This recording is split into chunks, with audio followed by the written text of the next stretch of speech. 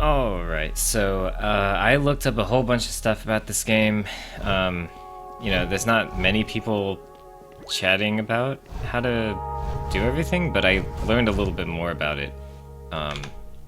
And it's still really loud.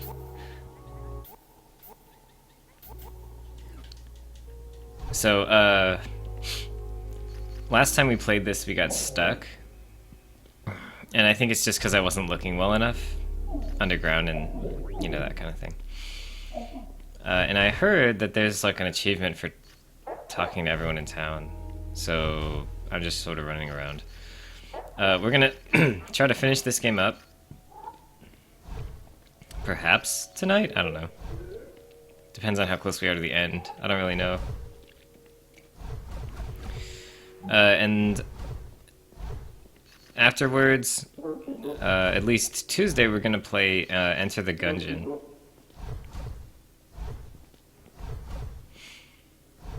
And in the meantime,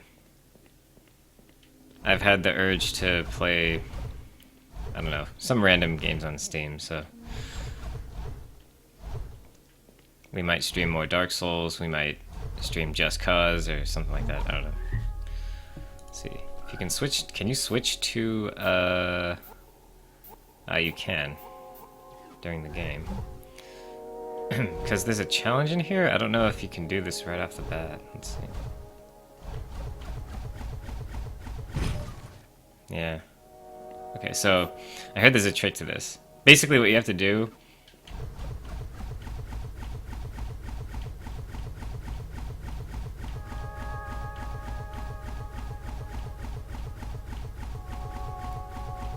this until you're like at 1,000.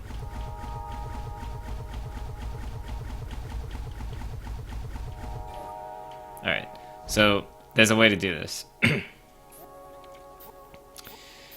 I'm not going to actually do this the right way, but I'm not going to use a macro. So I switched to keyboard and mouse. Now, the keyboard and mouse controls for this game, you actually use real aiming. And then space dashes. So what I'm supposed to do is... Here, let's...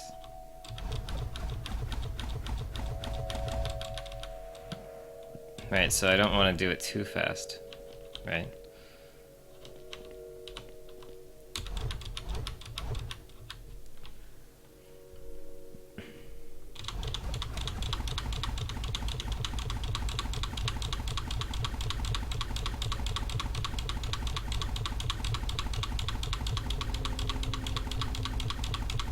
Oh my god.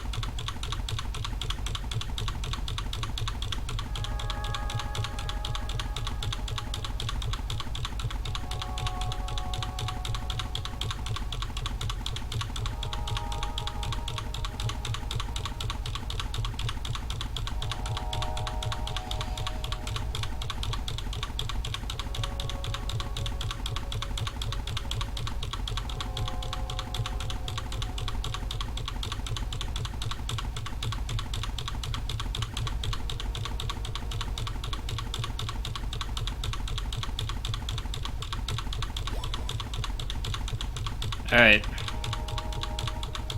I'm assuming I can stop. Alright, sorry about that. Holy crap. I wasn't talking because I was doing a little song in my head. It wasn't really a song. It was more like I was counting out 8 beats at a time so that I could keep the time going correctly. And you actually get an outfit for that, I think. There's different outfits in this game. As we saw earlier, we got the red one from, or not red, but we're wearing it. It's this red sword. And I just found out today that the outfits actually have different stat upgrades. So each different outfit in this game, which are unlocked by doing challenges like that and other things, actually grants you some special perk. And apparently you can mix and match them, but it's not clear, like, it doesn't tell you in the game what they do. You have to figure it out. So I got a purple guy instead of this weird pink ice cream cone. I think I like the ice cream cone. We got a purple sword, which is always nice. And we got a purple cape. So now that I have both outfits sort of mixed and matched, I should be receiving both perks. And I actually, even though I did hear that they offer perks, I don't know what the perks are, so basically, as long as we're mixing and matching, we're somewhat optimizing, because I think it only takes one piece to get the perk. It doesn't stack. I'm not sure about that, but that's my guess. And since this game is relatively short, I'm feeling like we might as well try to 100% it. And 100%ing this game means, if you look in the top left, we have to get all the triangles. So you notice that we are missing, like 2 for the western area. Then on the top right, we need to get all those keys. And then there's a whole bunch of achievements and hidden monoliths in this game, which you don't get to see the monolith progress on the menu. You have to look... you have to look in a specific room that you find to check your monolith progress. And I don't remember where that room supposedly is, but that's a thing. Oh wait, you know what? I did hear, if you look at this menu, that in the northern area there's this stuff, and I think that if you try to get to it, you somehow come across some stuff. So I don't know. Let's go exploring and just try to enjoy the game for what it is. Because for the past couple days I've been thinking about what I really think of this game. And it's the kind of game where I really, really want to love it a lot.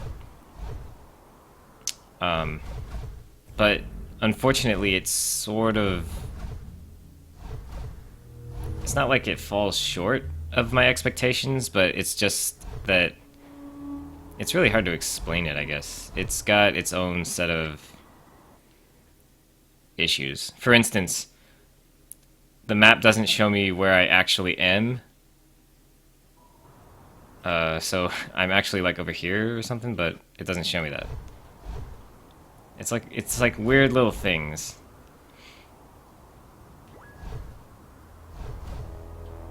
Like, I like the expression "death by 1,000 cuts." It's not like the game is ruined because of it, but the experience is definitely, like... my enjoyment is often hindered by little things every once in a while. Now, this does teleport me somewhere. Okay, to the left. And see, I don't know where I am now. It's like... it's just a random problem, but it's a problem nonetheless. Now, I don't want to go underground, I think, though.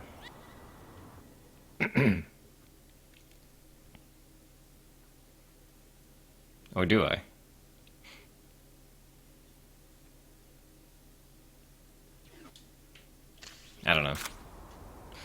Problem is that these underground paths... Well, first of all, I've already been through them. And I already, acquired the... Okay, so here's what we're going to do. We're going to explore the west, east, and northern areas, but we're not going to go underground. That's our rule. For now. If we find out that we are missing a bunch of stuff, we're obviously going to figure it out. But for now, we're going to do a sweep, if you will, of those 3 areas of the game without going underground. The 4th area to the south from the hub is, I believe, the last area, so it's kind of like... We gotta save that for last. This only opens up if we get the 4 extra triangles. Extra nodes, as I've been calling them.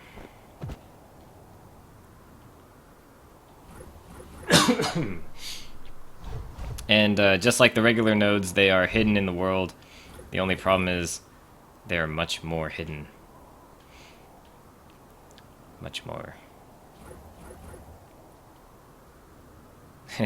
I feel like since I didn't come across them exploring this area, I had to just check every wall, which is pretty... Like, people have issues. I don't know if people have issues with this, but I'm pretty sure that most people have issues with checking every wall style game design. Like, it ends up it's like an NES game that makes you just check every wall. I forgot what I like to call that. There's a thing. And now I'm just checking really every wall. Like, I think this game has some certain rules. Like, if it looks like it's just decoration, it kind of usually is. Secrets are usually in places that look like there could be secrets. The problem is this game is so dense with content and with scenery that there's kind of lots of that. There's lots of little crevices and trees and things that could end up being important. And so it's kind of easy to miss things. And there's actually a lot of hidden stuff in this game. There's lots of stuff to hide. I mean, so there's an area over there. The map panning is giving me that clue. However, I can't access it from here. So, do I have to get on top of the building somehow, or?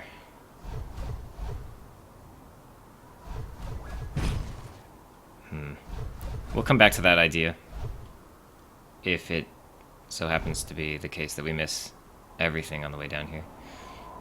That's a lot of enemies. Oh, okay, right. Going through the levels backwards, that's actually something interesting. This game doesn't do that well, I think. Or so I've heard. At the same time, we're also going to be doing like the hardest rooms first, so if I die a lot, it's to be expected.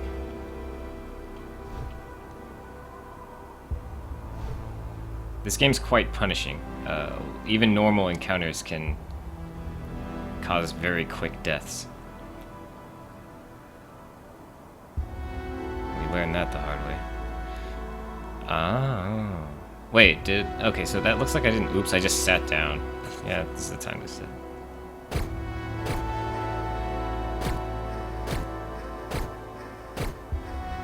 No? So it doesn't like when I shoot it.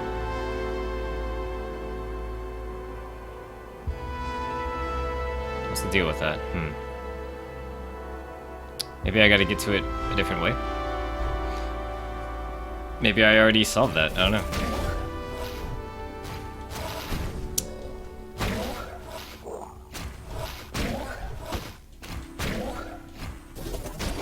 Alright. The hitbox on that charge attack is amazing.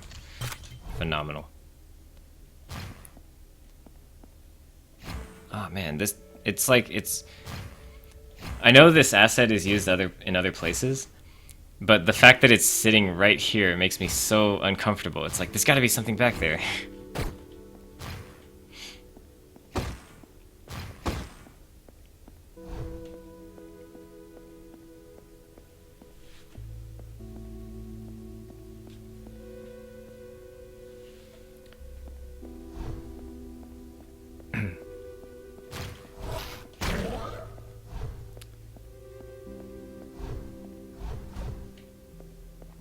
I think I also chose this level to explore first just because I like it. And,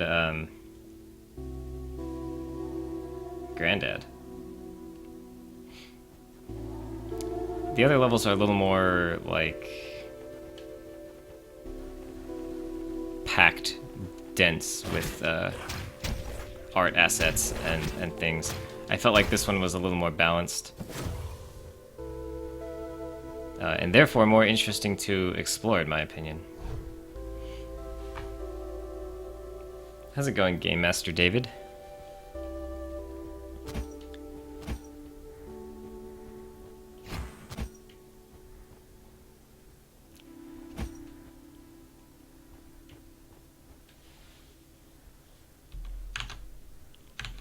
It weirds me out when you say things like that. I have no idea what you're referring to.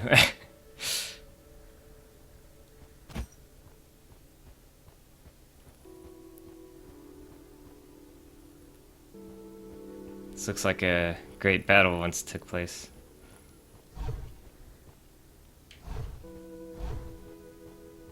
Alright, so see, I mean, here we're onto something. Alright, so we got a bit, an upgrade bit that we didn't collect before. Obviously, that's going to be most of the secrets that we find. It's lame, Master David. I think I found a slight glitch there with the collision box, or with the collision map, rather. Although this game might not, I'm pretty sure it uses one, actually. I could be wrong. I think I've been out here. Yeah, it's just a health. Okay. That's fine.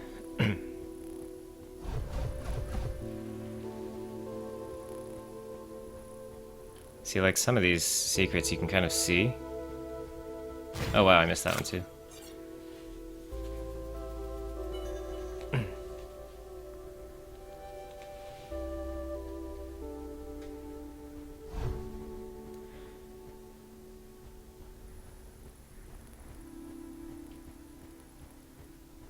We're just doing a chill exploration, rescanning of all these areas, trying to pick up things we missed, and eventually find all the nodes in the game. Since we might as well.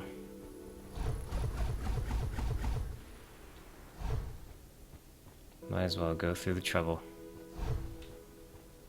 Because I feel like,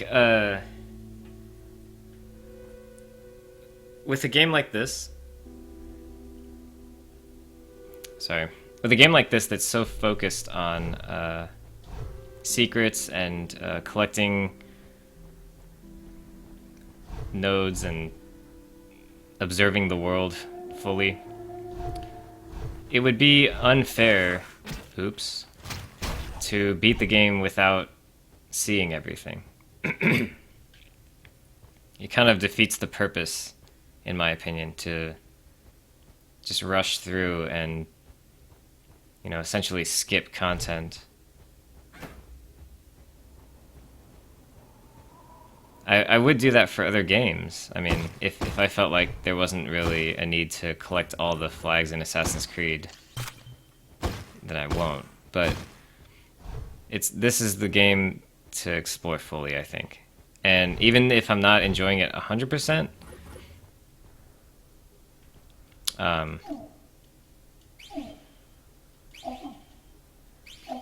oops, I feel like skipping even secret content for this kind of game would be doing it, would be sort of unfair.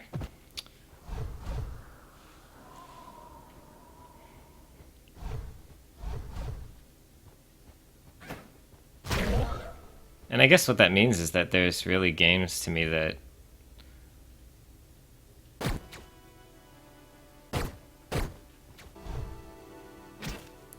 felt like there might have been a secret it's trying to tell me in the walls, but it's just decoration maybe because I go over here anyway.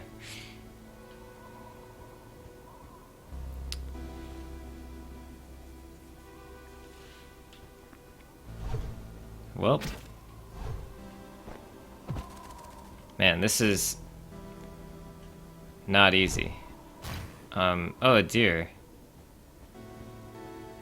Where'd he go? That was almost too, like, suggestive. I really want to go where he went. I feel like he was leading me to a secret.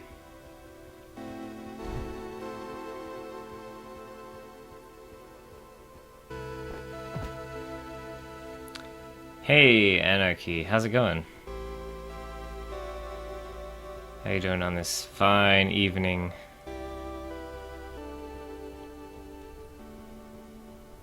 Kind of wish it was raining outside. This game makes me feel like it's raining and I don't want to go anywhere, but it's just a random feeling.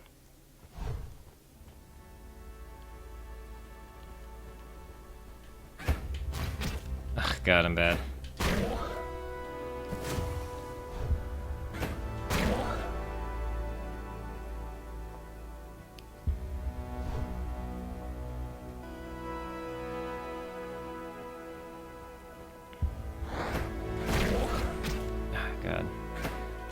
I feel like sometimes I expect things to be faster than they are, and I will attack quickly to counter, and then it's going so much slower than I thought that I end up getting hit by whatever it was. So this requires lots of keys. And oh yeah, that's another thing that we could possibly find while exploring is those key icons, which open up those doors depending on how many you have.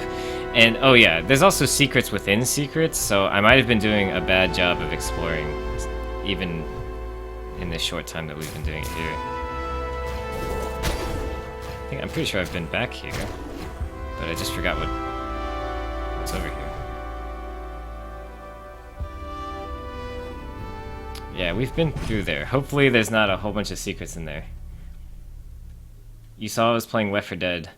I played like 3/4 of a map and then got sick. And then we tried to switch over to a different game and it crashed, and so basically that like episode was kind of a bust, so we switched.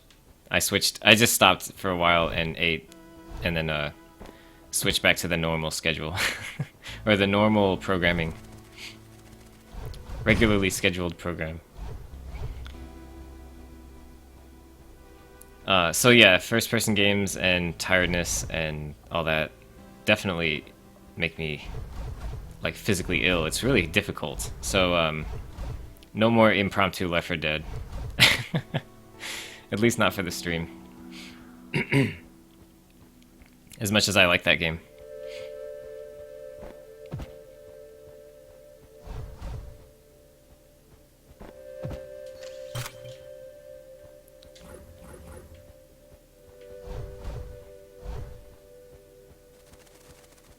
See, I really do like this level, though. It's very, you know, peaceful and so there's actually different kinds of secrets in this game as far as what we're doing right now.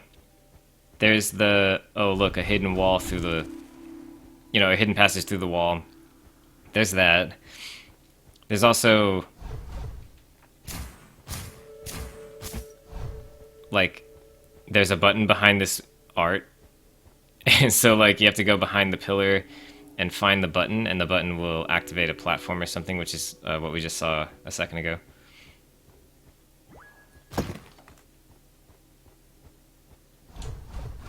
And there might maybe a few others too, like more puzzly things, like shoot the switch from across the room. And there's like non-secrets, like complete this. I don't want to call it a platforming challenge, but this like dash challenge, and it's kind of difficult, and you get an upgrade for doing it. So, a big variety of. Huh, I wonder why that's blocked off. Isn't that weird? Because I imagine I could get there just by teleporting to town and going up.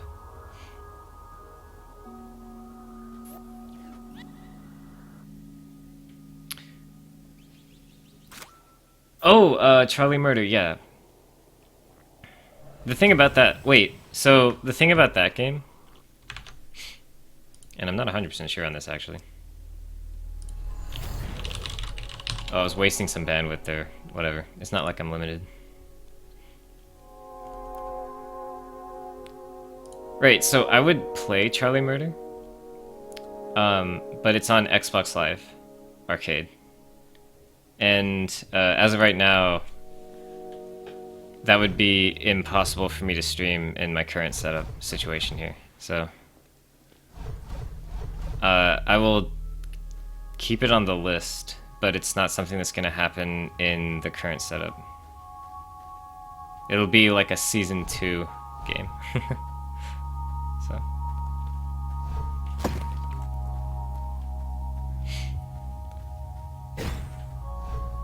I do want to check that out though, especially since I've become a fan of Salt and Sanctuary. And it's by the same developers, so that would be something worth checking out for sure. So that little gray thing is a sign that I've already been over here.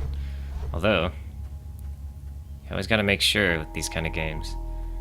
They always try to hide something right before your eyes.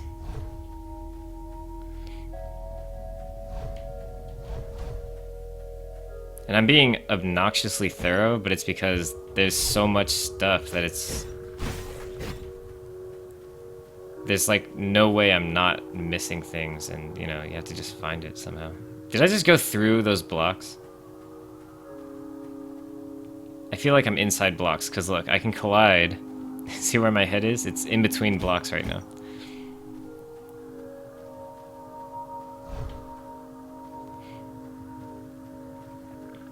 I guess they had to pick certain tiles to be collidable and certain ones not to be, and that one got through.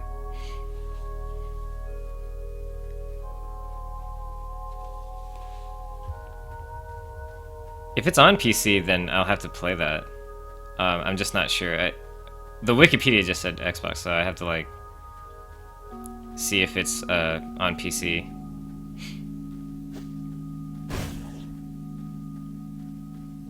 So I guess I'll look into that.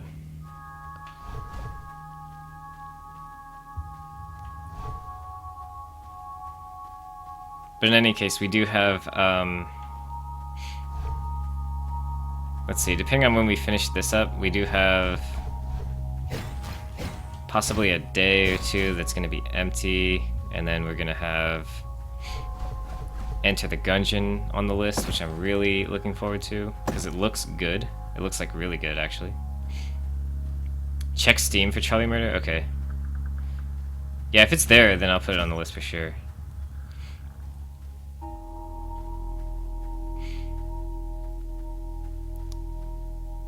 Okay, so it looks like there's really nothing in this area here. I think. There's stuff there, but it's like just health.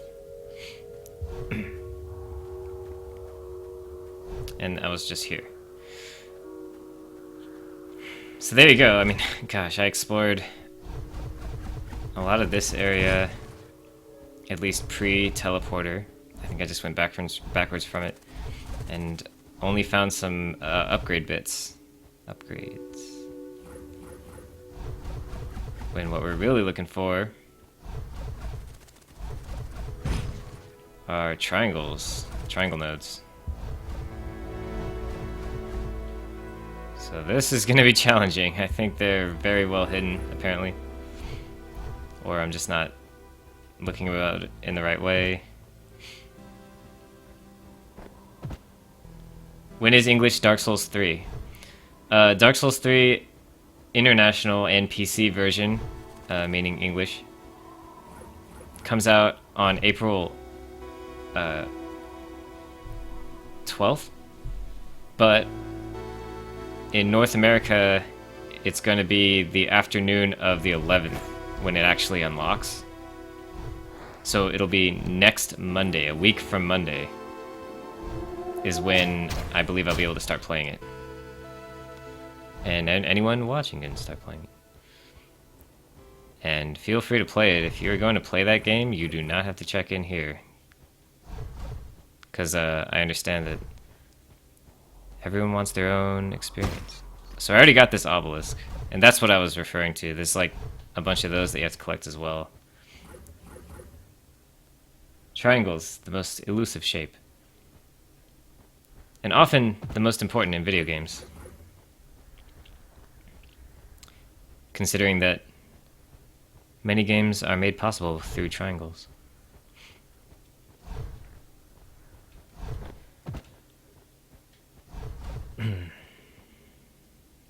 Well, it looks like I've kind of completed this little cave here, so I'm just gonna leave.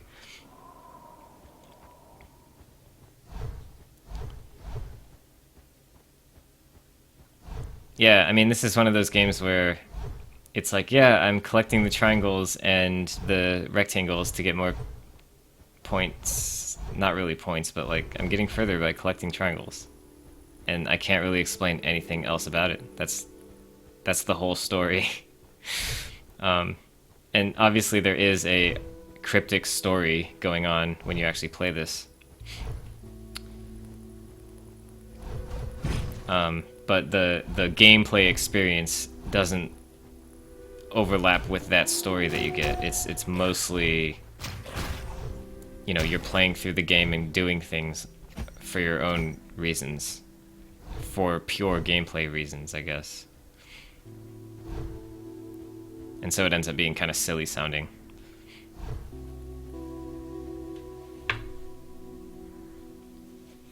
You're gonna PM me, okay.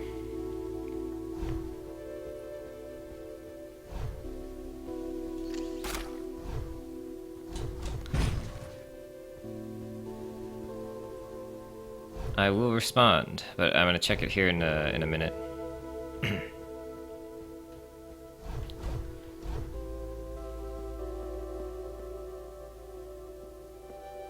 Wait, I somehow don't remember this,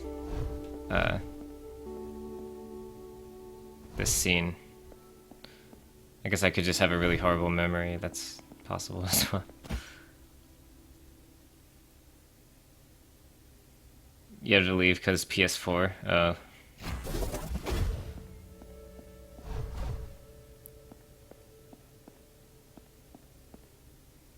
Oh, so like, I guess, can you PM in PS4? I don't know. Probably not. PS4 one's pretty limited.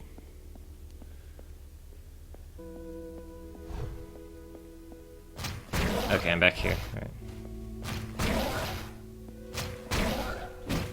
Ouch. Oh god.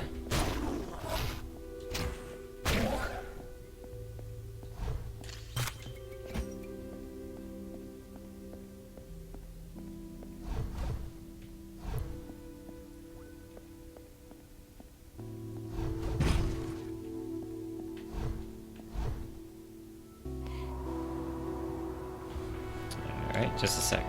So, man, I almost don't want to, like, quote-unquote cheat and kind of look up the locations or, like, a map. But with the way it's going, I feel like I'll just be wandering around forever.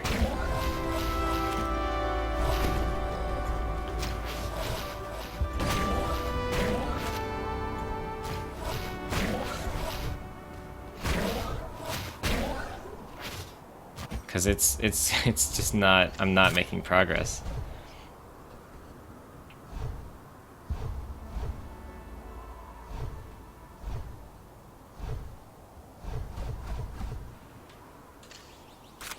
I didn't need to do that, but I just did it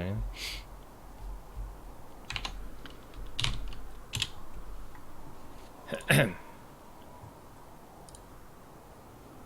Alright, I'm gonna take a quick breather, go online, maybe look up a map, I'm not sure. I'd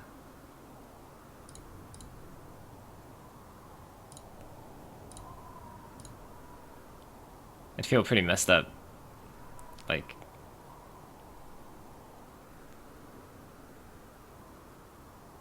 if I just looked up everything, but...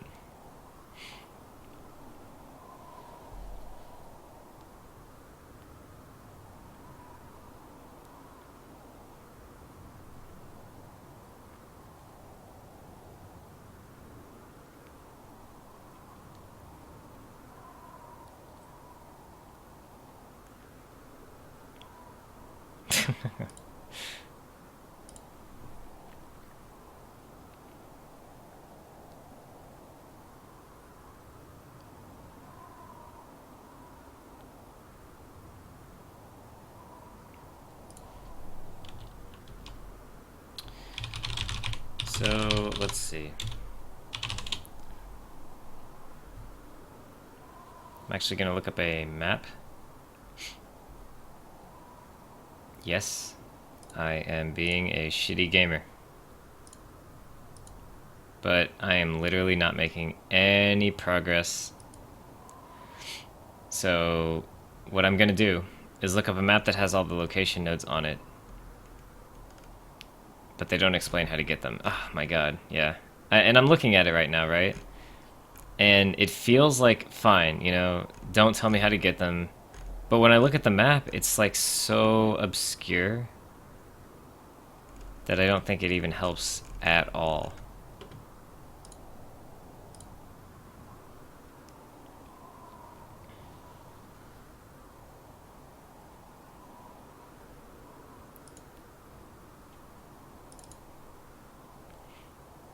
Alright, welcome back, Anarchy.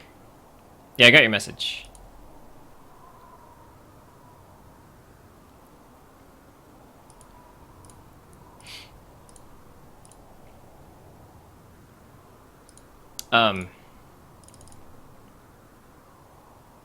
Here, I'll reply to it after the stream, because I have an explanation for my answer.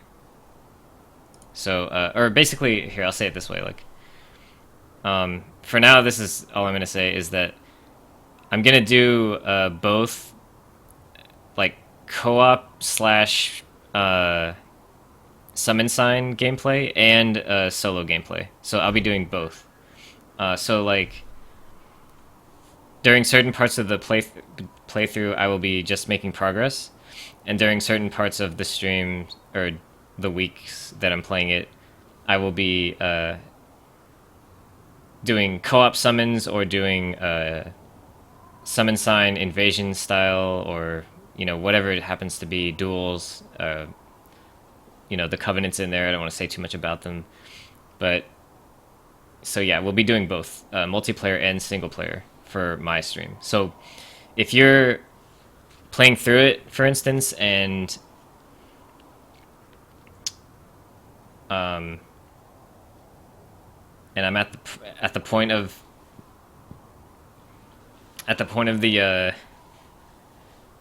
the day when I'm just like doing whatever, then we can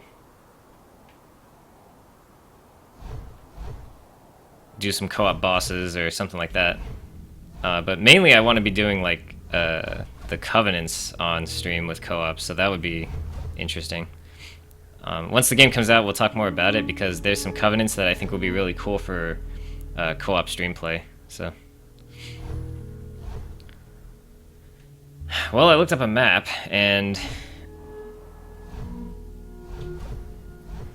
oh yeah, one of the great things about Dark Souls 3 is that it doesn't matter what soul level you are, you can always co-op with each other. You can put in a password, and only people with that password will see each other, summon signs and that kind of thing, and yeah, so it makes it really easy. So it doesn't matter where we are in the game as far as progress. We can always do crazy stuff. Oh, although that does change the that one covenant thing. I don't know. We'll see where it ends up.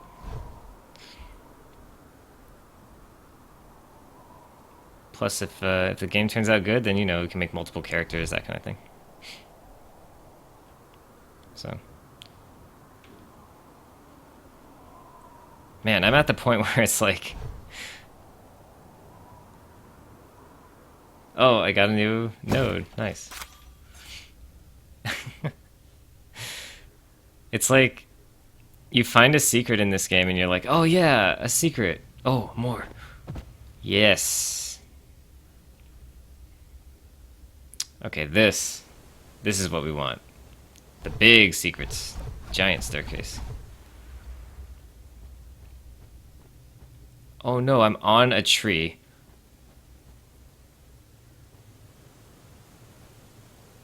Okay, I'm not comfortable with being up there. It's almost like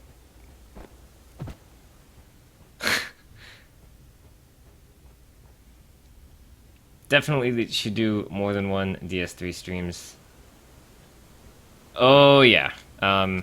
With how that game's gonna be, we're not gonna play through it the way I played through 1 and 2. That was a replay. That was me playing it again just to refresh myself. So with 3, it's gonna be a completely different. It's gonna be way more thorough. There's gonna be a lot more to it, and not all of it's gonna be just straight progress like I did 1 and 2. It's a lot of it's gonna be, you know, like a whole day's worth of just Covenant gameplay. So, lots of different stuff. This is the intro of the game, actually. I found where we began our journey.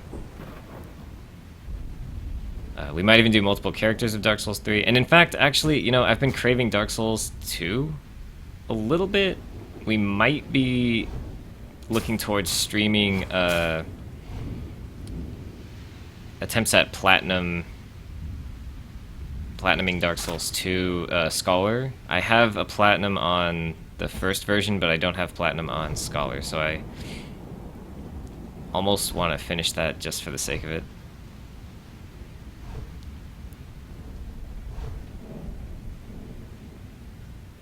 So that might be coming up if I find that I really have nothing to do. Otherwise, I prefer to play like newer stuff because it's more interesting to talk about.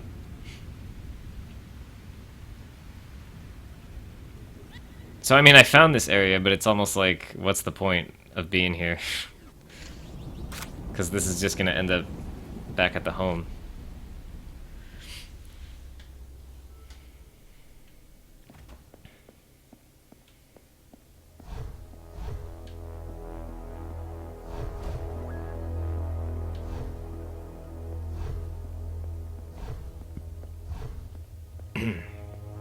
Yeah, this is... In fact, it's teaching me how to play the game still. It's like acting like I never... Alright. Alright, that's enough. That's enough of that. Let's go back up here.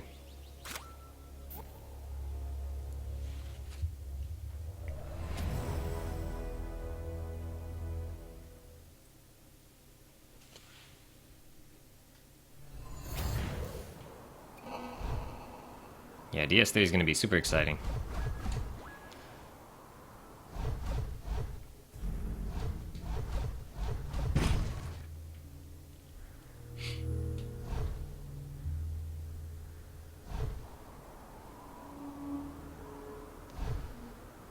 Alright.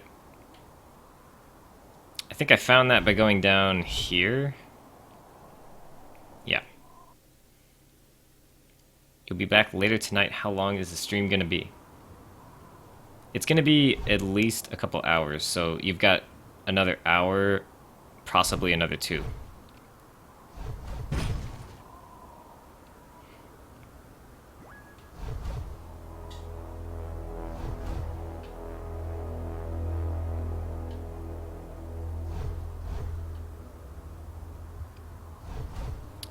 Trying to find the, okay, here we go. This is what I was looking for. Maybe that's not what I wanted, though, because this just goes straight underground. So, from this area, there's 2 underground teleporters. Unfortunately. that means we have to do some exploring underground. Now, I know I said I wouldn't do that, but we found almost nothing up there, so let's just head underground, buckle down, and just explore. And I guess we'll have to do some fighting as well, it's all good. We'll have to actually play the game for what it is, and look at that. Too bad I already found this secret, but... See, this one was literally a false wall. You know, it doesn't get any more false than that.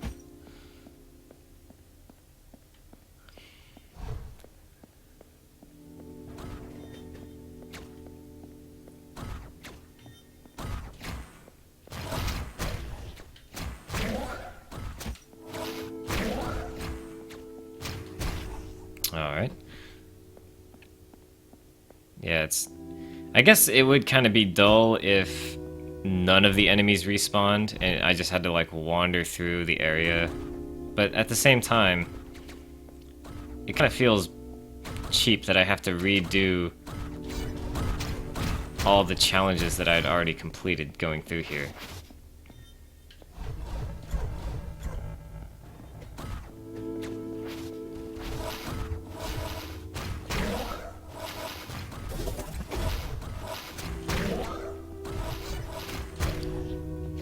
So I looked up online, and apparently some people don't know how the dash shield works. Oh, okay, so now I'm sort of biasing walls that have, like, damage on them. Ah, we found a node. Alright, now we're making progress. And yeah, the map, by the way, it basically doesn't help. I looked at it, it's like... There's just nodes like all out in the wild. So it's like, how do you get to them? Well, you go underground. Well, how do you get them underground? Well, the map doesn't help. you just got to do it yourself. Until someone creates a very descriptive map of the game that isn't this, then showing your map to somebody doesn't really help that much. I don't know, maybe people disagree, maybe they like think the map is even spoilers, but I don't know, I don't think it's that useful. Those green guys are surprisingly annoying, and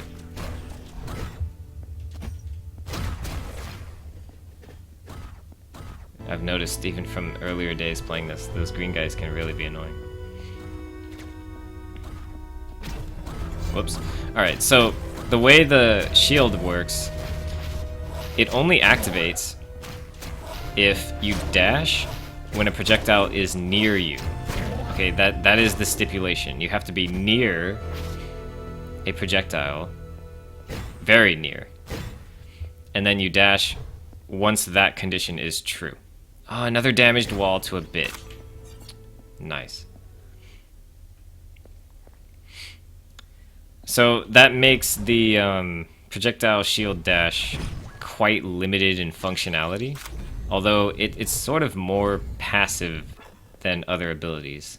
It's not something that you should be, in my opinion, actively seeking out to do. I think it's a little bit more on the side of, like, it sort of happens sometimes and it's useful when it happens, but it's not something you should, like, actively try and activate, because it's dangerous.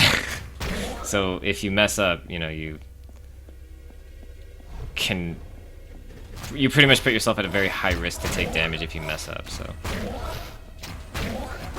And it only works for actual projectiles. Now, you can tell it's about to activate when you see that little diamond appear around you. And if you press it at that moment, you get a shield.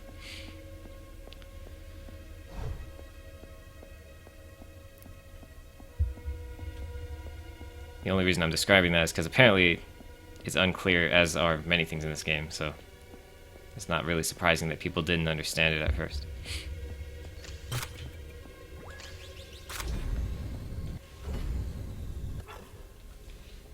So yeah, this is pretty much the replay the levels thoroughly episode. Although, yeah, I am looking to finish the game, so if we get really far, or if we're closer than I thought, then we'll be well on our way to finishing. Obviously, as I was saying earlier, there's actually a lot of secrets. You know, we're collecting triangles now, but soon we're gonna have to collect keys, we're gonna have to collect obelisks, and who knows how many of those we're gonna get before we actually have to look up stuff. So, please, oh my god.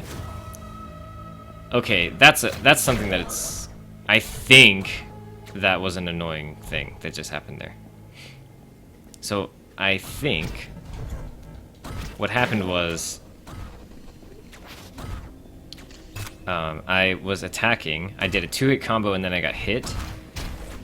And then when I got up from my hit stun, or actually it was a knockdown situation, I tried to continue my attack.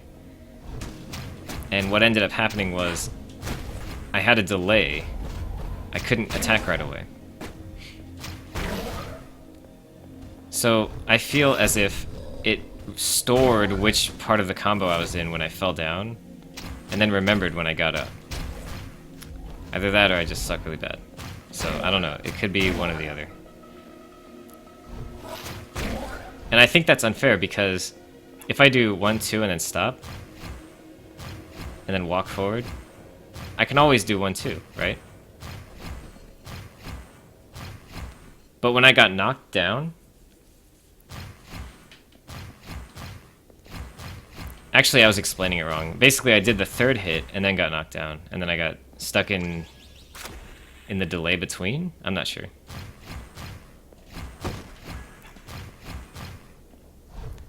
I felt like my attack wasn't coming out, so...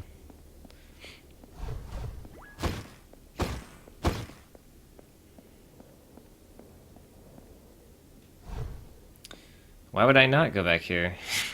There's gotta be something back here. Oh, I fell. Oops. Well, there's nothing back here. Seriously? There's nothing back here. There's gotta be. There's gotta be. I refuse to believe it. I refuse.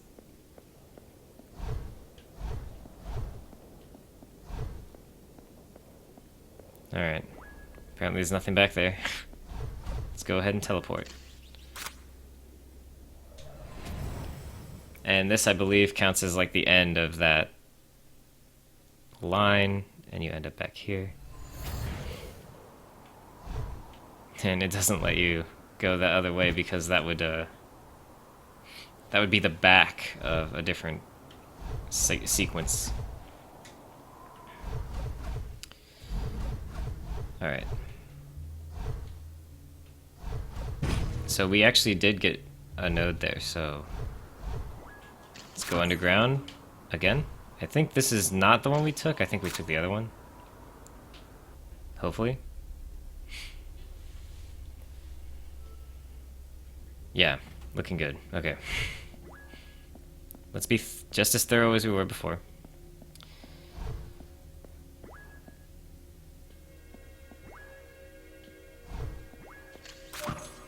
Checking walls, especially walls that have damage. Whoa, that was really a far dash. I wasn't expecting to fall off there.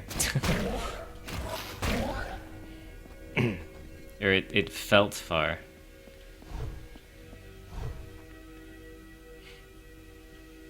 Okay. I'm just sort of like visually inspecting as much of the area as I can for anything out of place. That helps, of course. There's some damage, and nothing.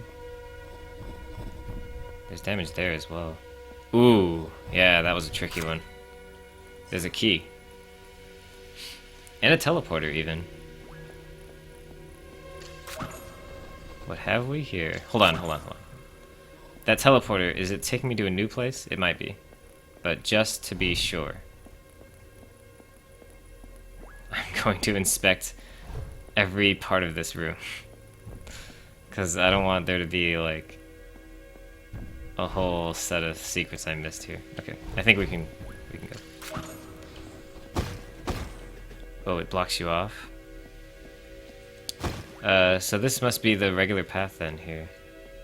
Am I wrong? Wait, what was that? Another secret.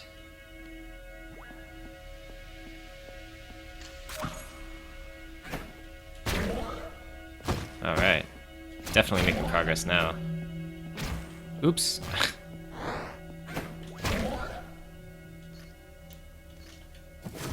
Let's heal.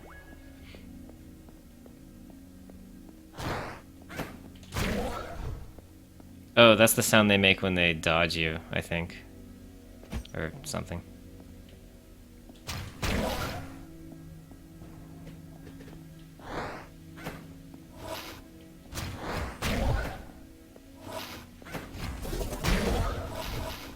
I'm surprised that bird got hit too.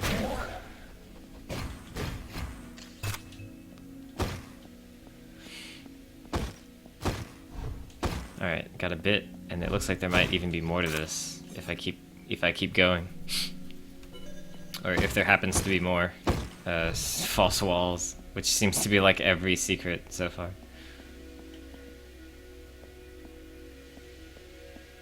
And I've voiced my opinion on false walls a few times. It just sort of, it depends on how much, like, does it get in the way? Is it frustrating to explore the false walls?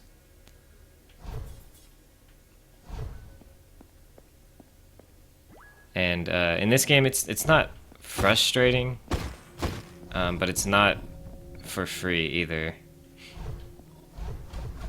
And I think I was defending them in Jazz Jackrabbit.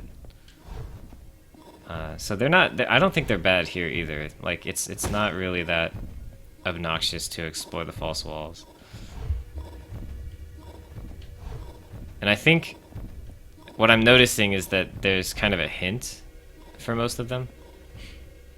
Like, a lot of these walls are damaged when they're false, and it seems to be the case almost all of the time at this point.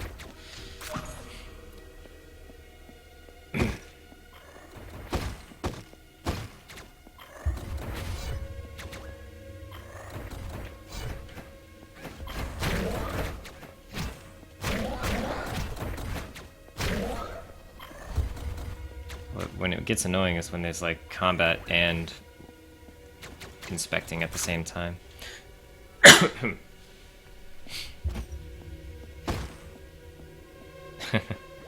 It's like, I know I just said, like, if they're damaged, but you know, you can't, the thing is that you can't you can't like just let it go. If the wall's there, you have to inspect it just in case you miss something, unfortunately.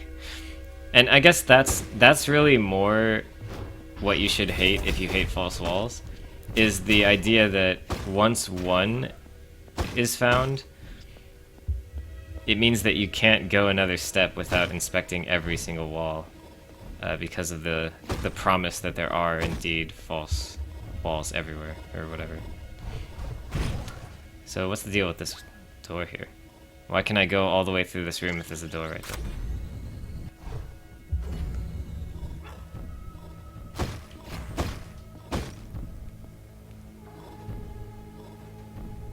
I mean, one room at a time, I suppose. Alright, I don't like this. Where would I end up? That's gonna kill me. I don't know what I was thinking.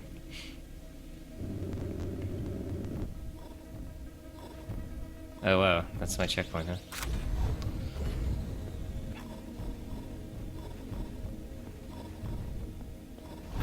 Wait, I didn't actually mean to go all the way in there. Okay. There's actually a trick to quickly stand up from getting killed.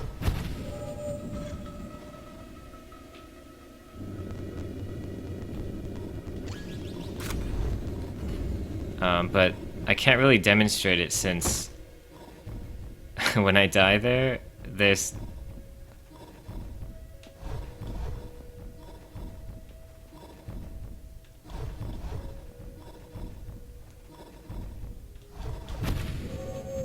I thought I could reach the other side. So if you press the D-pad, your character sits down, and you can use this animation to cancel the dying animation, or the getting up from death animation.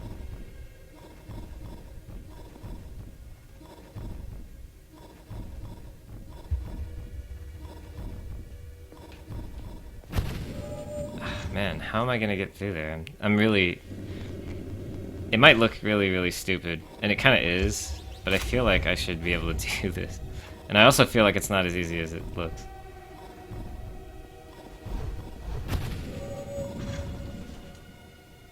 Maybe I should go to the left of that one, the top one.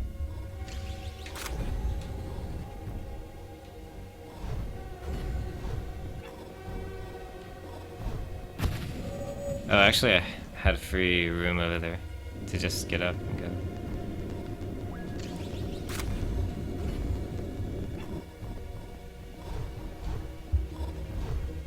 So that was easy. So I am bad at games.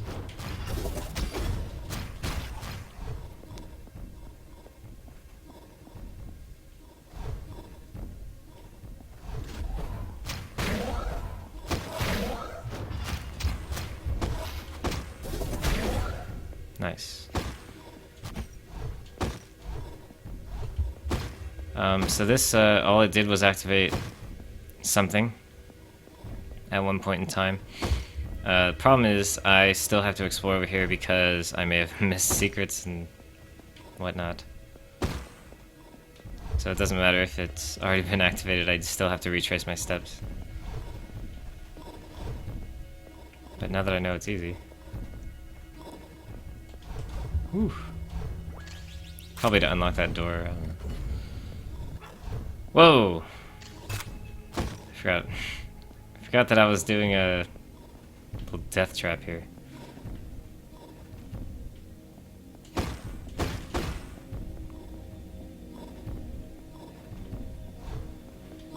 Oh my god, I almost died just now.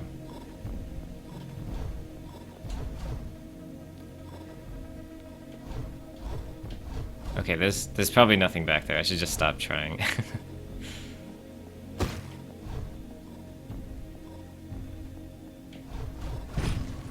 Oh man, that scared me. What just happened there? Hey, it's you again. What's your name? It's Lame Master David. I want to check behind that one real quick. Fuck. Nope. That wall's definitely solid. As you saw by the brains that it's splattered all over the wall. Whoa.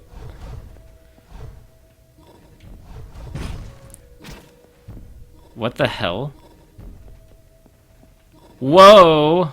Okay, that was crazy. I am not sure what I just experienced.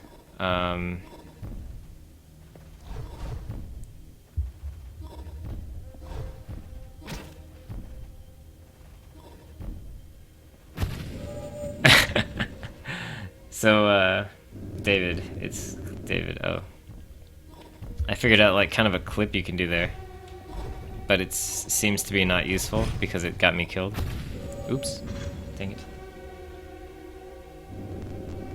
If you could somehow survive a good ways within that wall, you might be able to just go past the level.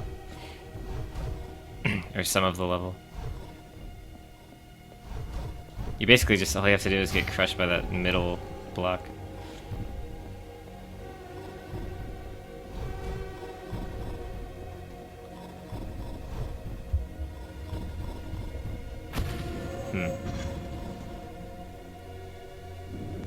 Mein Kampf, the musical.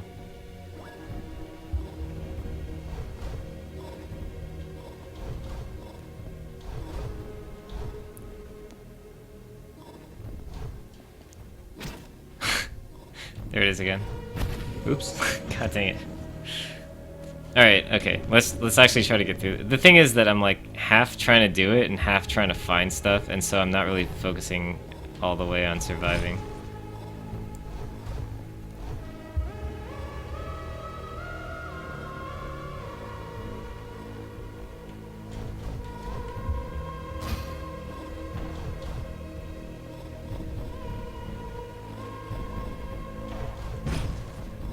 Oh god, the fact that that can happen at all is frustrating. Alright.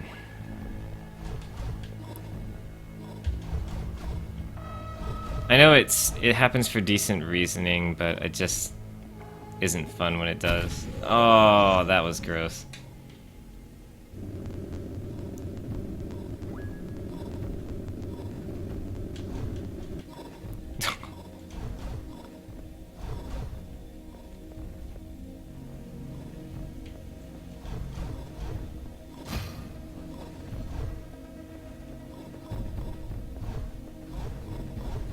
Okay. It's like you want to use not quick dashes for that part.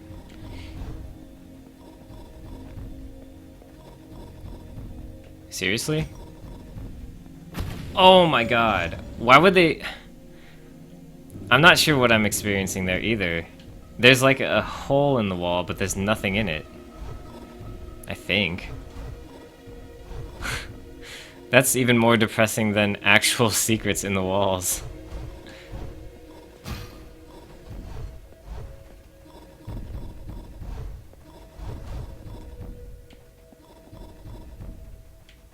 Okay, I'm assuming that's nothing.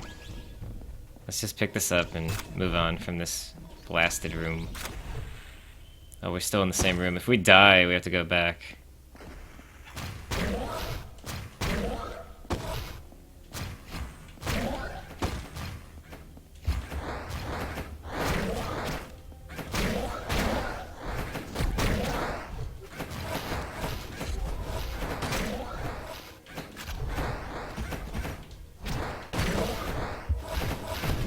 Oh my fucking god. Alright, that was a checkpoint. Thank god. I still have to keep picking this up because I triggered the checkpoint in the wrong order. Okay, I think I triggered it again? Maybe?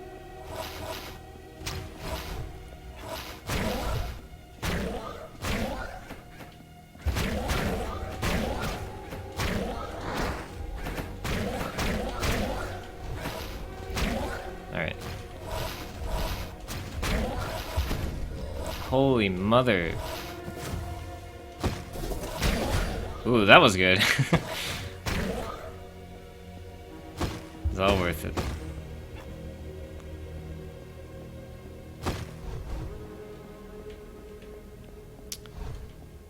But otherwise, there is nothing here. Oh, right. So I was mentioning the different ways that there can be secrets in this game. There's actually another. You have to find a spot where the robot can queue up a question mark. And if you do that, it will activate secret platforms for you to dash on that are invisible until you find the question mark. There can also be, I think, invisible platforms without a way to reveal them. So, lots of secrets. Lots. I don't know that we got much from that, from this level. From this path in the level, anyway. I think so far we've found, like, one additional, triangle? I think. So we're... yeah, we're still on 5.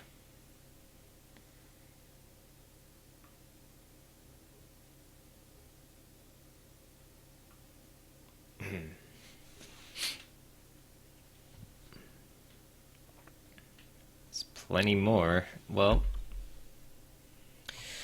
1, 2, 3, 4, and then 5. If I...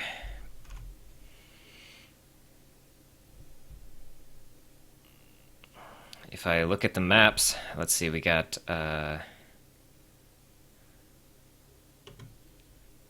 north, above, and below. North, above. You got 1, 2, 3, 4. Wait, 1, 2, 3, 4, 5, 6. And then there's a below.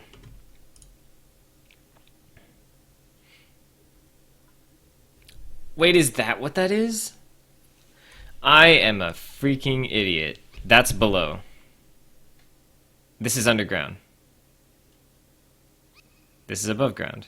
This is underground. Alright.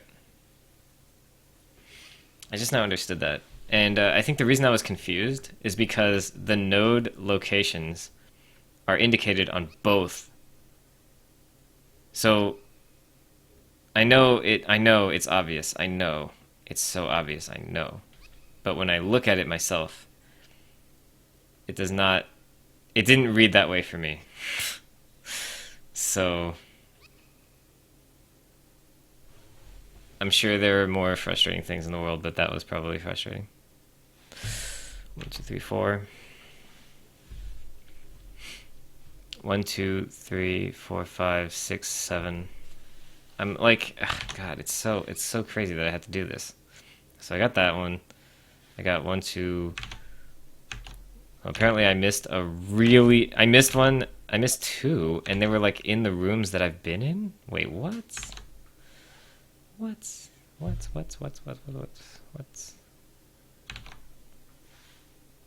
I'm seeing rooms, you know, and I'm also, okay, I am not sure I buy that above ground, below ground thing. I'm really not. Okay, maybe I am. Maybe I am buying it.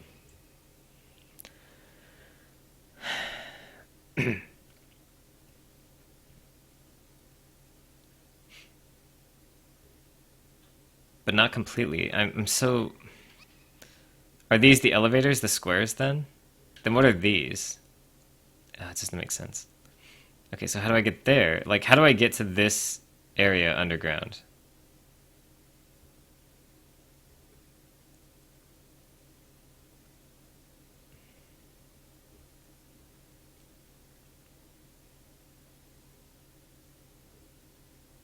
Definitely not. It's figuring it out.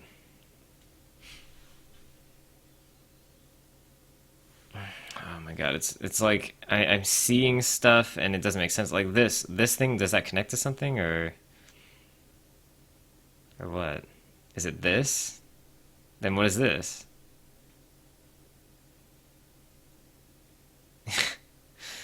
It's like so much. And then apparently I don't, oh god, alright. This is so bizarre. Because I'm looking at the map, and it's possible that they're above ground. It's possible that they're below ground. But if I look at this one, okay, there's one there that I missed for sure. And I still don't know if it's above or below ground. Okay, that one looks like it's above. My goodness. My goodness. Yeah, I'm gonna assume that one's above. So I'm gonna go travel there, perhaps? I don't know.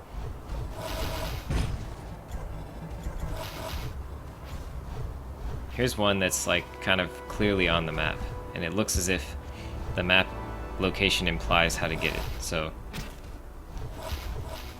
this is gonna be one of those times where it might be easy to find this one. And again, this is only some of the secrets. There's tons of others. So even if we use the map to find all of these, it's not necessarily going to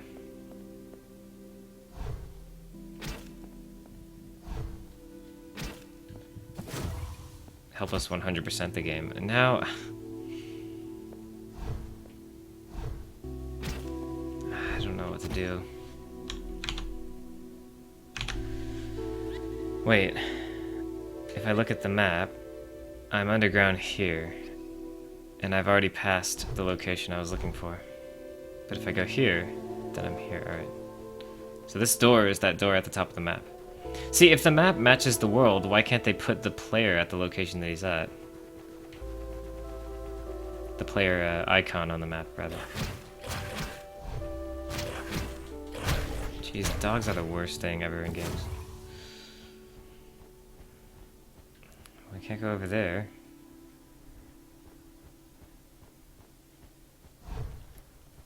Maybe I have to go down first and then try to go over?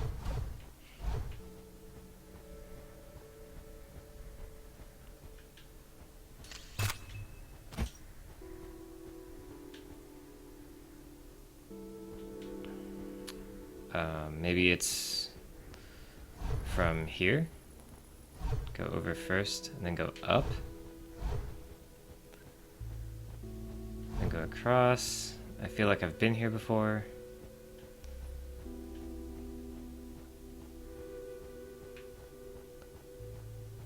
Definitely feels like I've been here.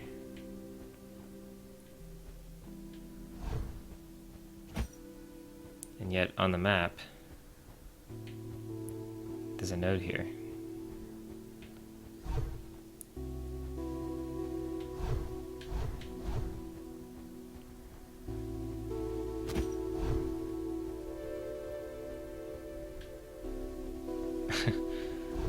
I'm kind of out of ideas.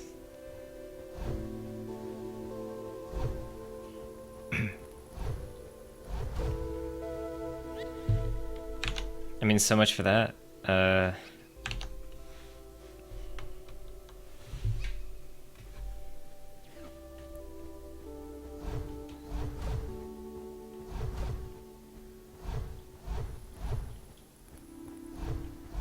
There's not that many of them, so I wonder if someone's just done like a quick write-up on how to do all of them. Maybe this isn't how you get to this one. Maybe there's another path out here that ends up in a similar area.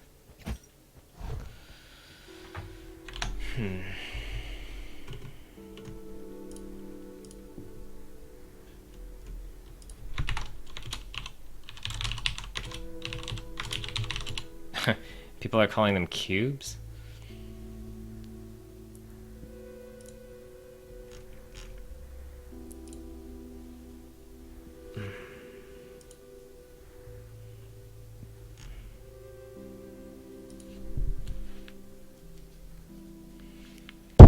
Oops.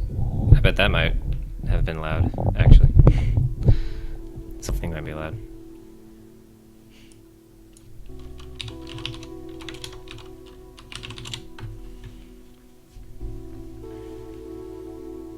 My goodness.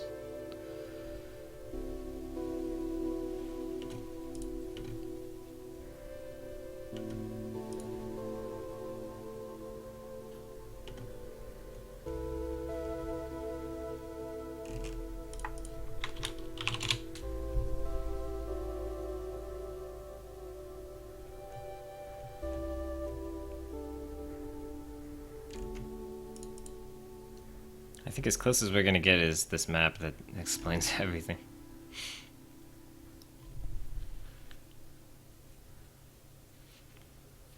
Well, not everything, but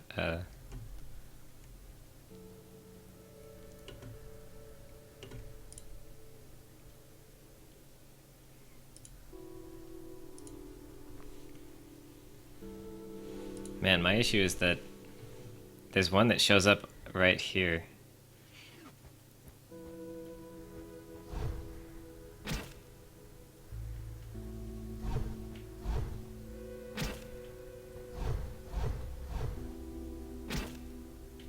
There's always that spot right there that makes me stuck.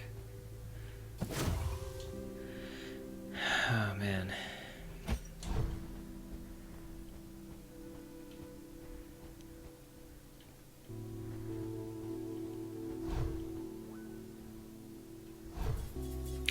Oh, you're kidding me. That was a literal leap of faith. And the only reason I did the leap of faith is because I saw a map that hinted at there being a node out here.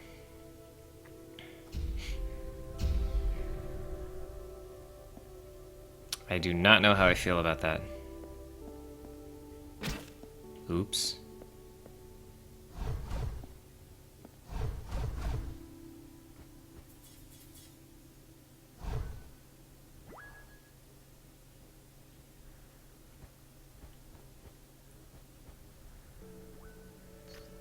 Oh. So you can find it, I just wasn't scanning in the right place. Man. Alright, because if the only way to find it is a literal leap of faith, that would have been a little bit disappointing. But it appears that it's possible to find through scanning. You just have to be standing in the right place, which is not necessarily that much better, but it's definitely...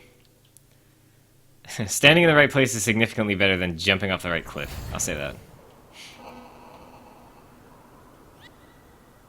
Okay. Now, if I look at the underground map,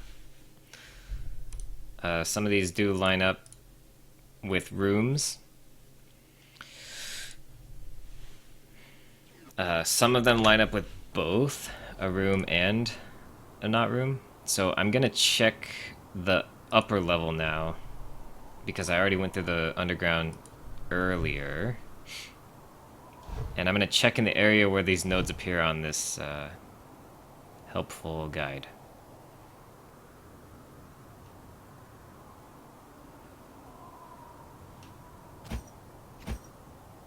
Why can I go so far into this tree?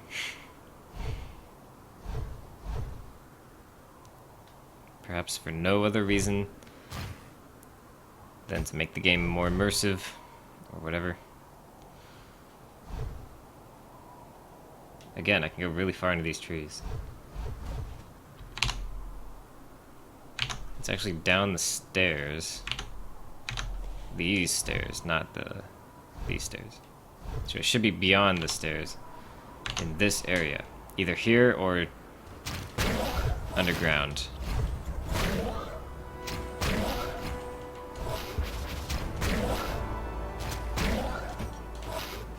That was weird, we both didn't hit each other for some reason.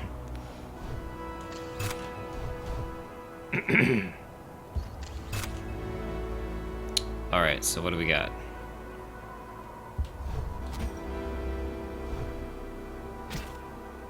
There might be a way over there. Wait, I've noticed that little weird symbol on the ground a lot. I noticed it earlier when I was trying to make a leap of faith. Can I get over there, do you think? It might be possible. I'm like not quite making it.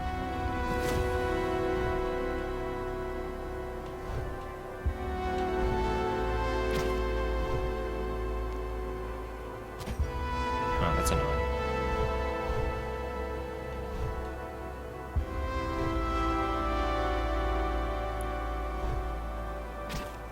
It's almost as if the game doesn't want me to land over there.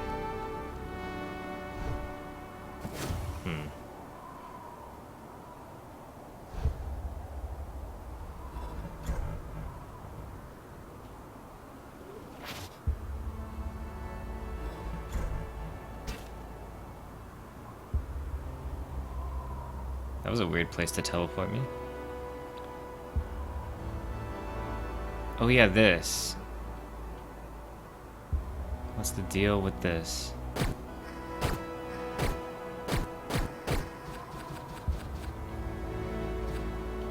What's the deal? I didn't mean to do that, but it happened, so.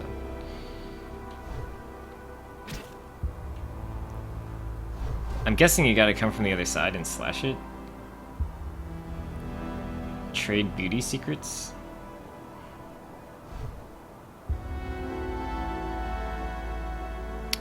Eat lots of fish.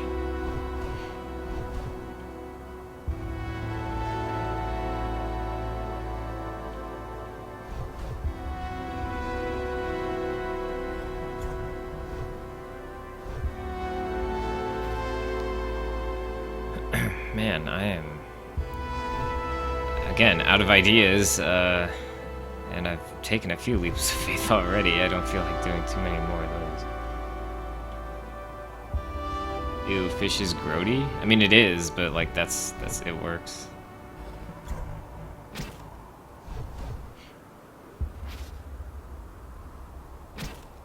Okay, that's annoying.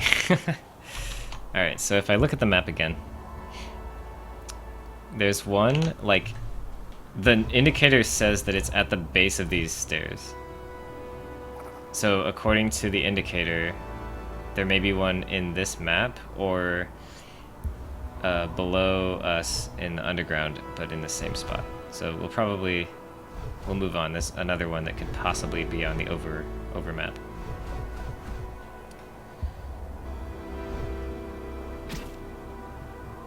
Just wanted to see.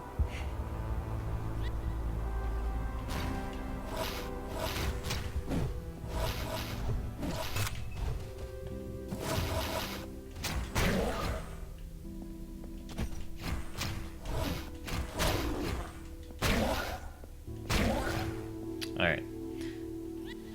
How does one achieve coolness like you have? Oh, so I'm underground here. Is that where the thing is, though? No, it's further. Or wait, no, what am I looking for? Oh wait, no, it's before this. It's outside. Okay, so I didn't need to go in here. You are like Jotaro Kujo in real life, right? Nah, you are better than that idiot.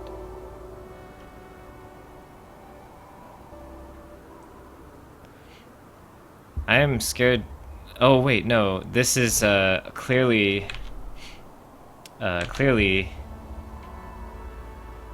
this particular puzzle is accessible from a different position. Ouch.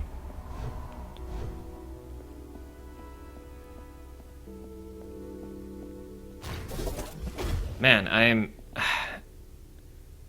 Look at this, I'm like sort of clipping through the wall. Ow. Okay.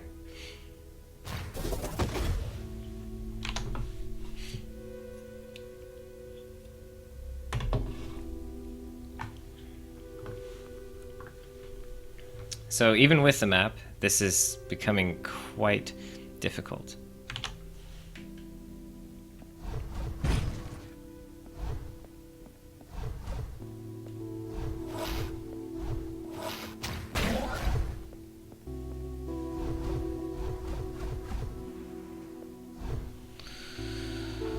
Oh man, I don't know what to do.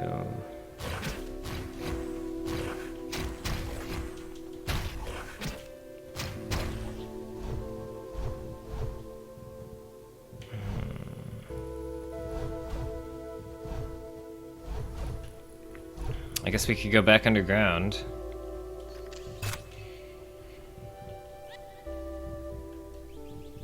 And check those rooms underground again. So I do become the cool... In order to become cool, first you must read Berserk. Then you will realize what true edginess and coolness is. And all of your life's problems will multiply infinitely. So the reason I'm going down here is because I feel like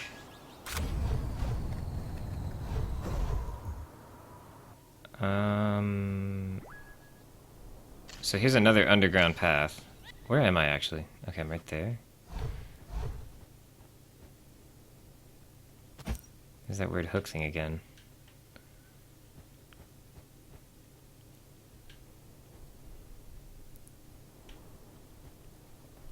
Edgy is not cool.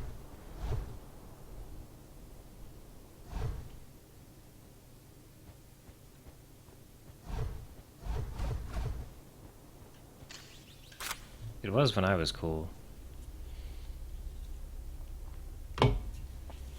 That's a high-level joke. Dude, I wonder if this game is ever gonna get less ridiculous.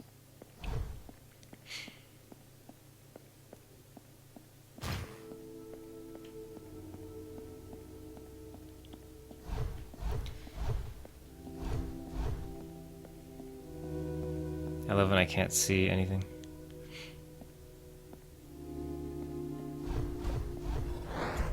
Oh, great. Great. Great. Fucking great. Damn. You was cool. You is pretty cool.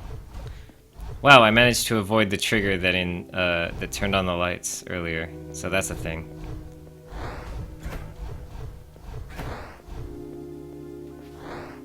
Yep. There's more platforms. Okay. Oh my god. Am I cool right now? No, I'm a little,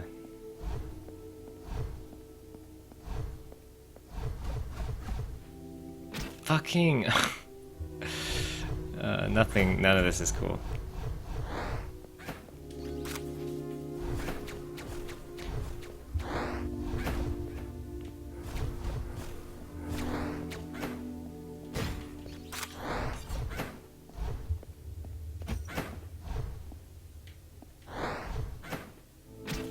So that's it? That's all you get here? Because that was... Yeah, I guess it's something. I can't complain, really.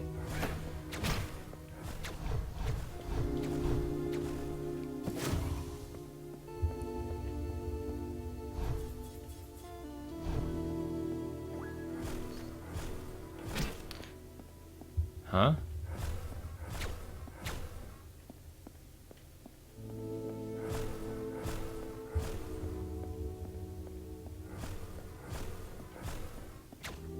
He gave me a symbol for a second, didn't he?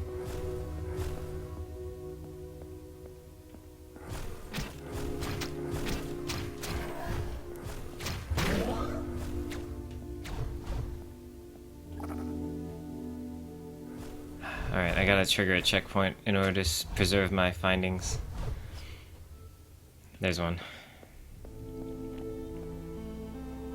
This game is so fucking good.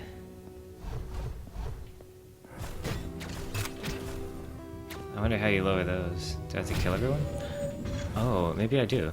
And I died. Maybe I have to kill everyone.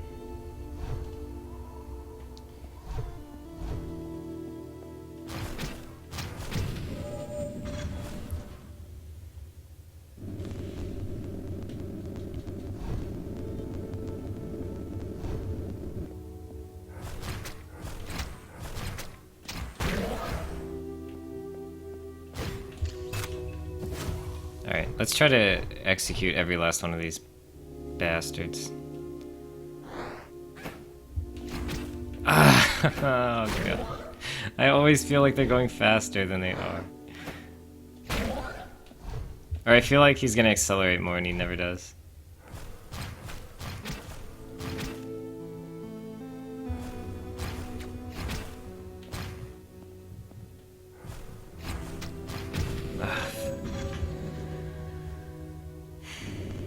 I think that classic joke went over your head.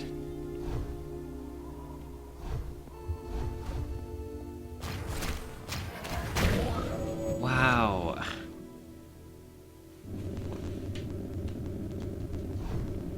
Okay, somehow I gotta kill everyone here.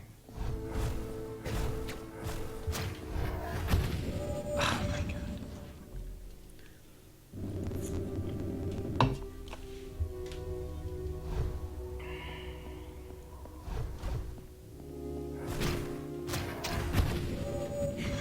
Fucking god.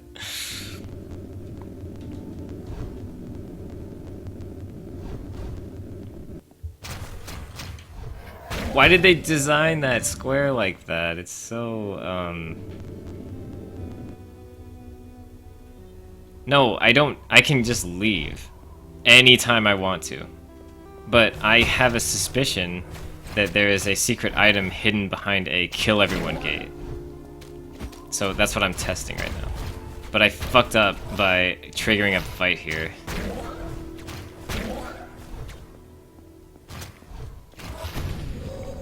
Oh my god. Because, okay, I feel like the stairs over there open up if you kill everyone. I am so... I'm so good at games. It's hard to explain why this is hard. Because it's not, in theory. Because he's not doing anything special, but for some reason it just... Oh my god.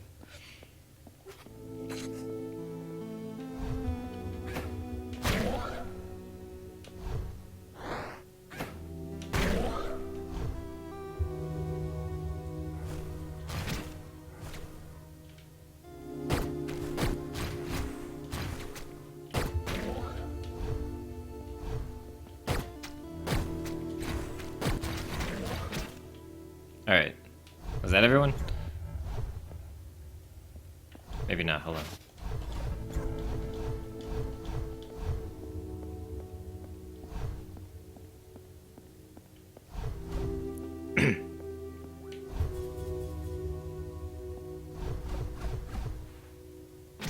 I love it. Okay. It also might not open up for that condition. You have more jokes. How did the mathematician cure his constipation? How?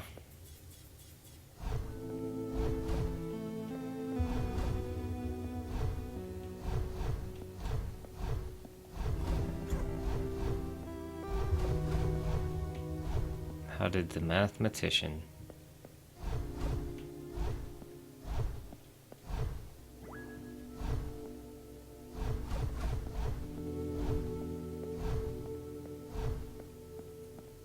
He worked it out with a pencil.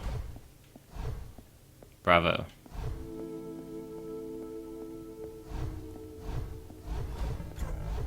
Bravo.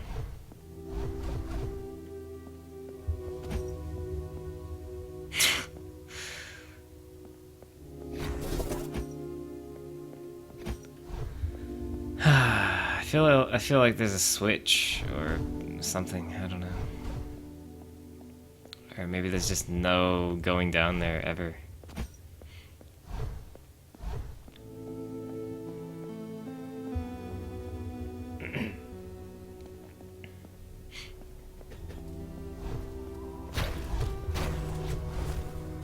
Like, see, if I kill everyone here, then those things open. Like, that's just how this room works.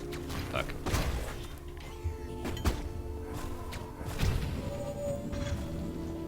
A pencil helps, but he needed paper too.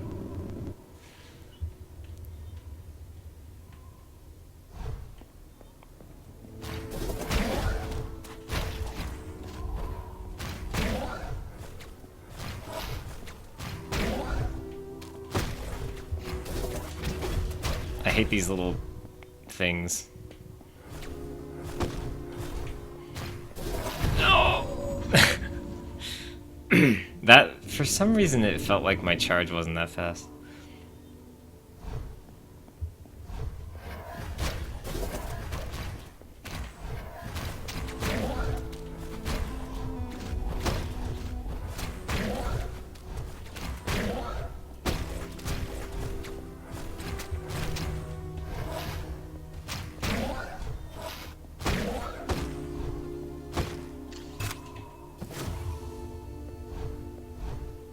Wait. $50 for what? I got a node right off. I just found a node just randomly.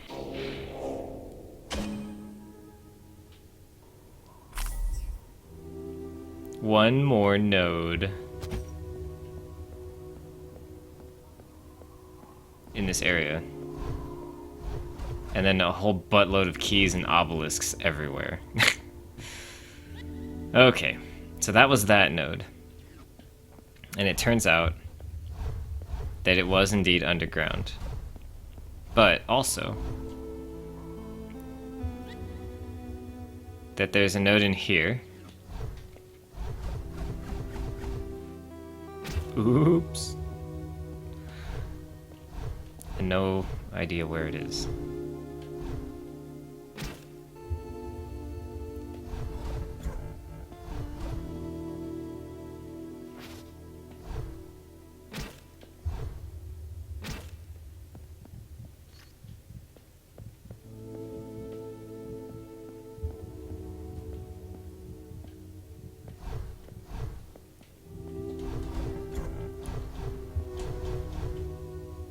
You're a baby. You're a baby, Jack. Alright. There's gotta be some way to get to the other side of this room, right?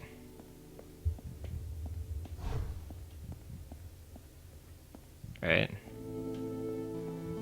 Right? Oh no! That's fine.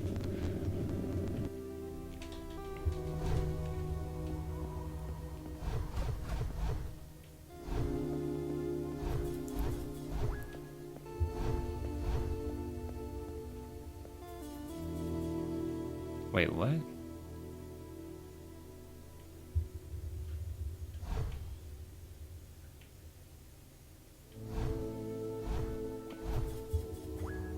Oh, he's just like refreshing himself. An elephant foot.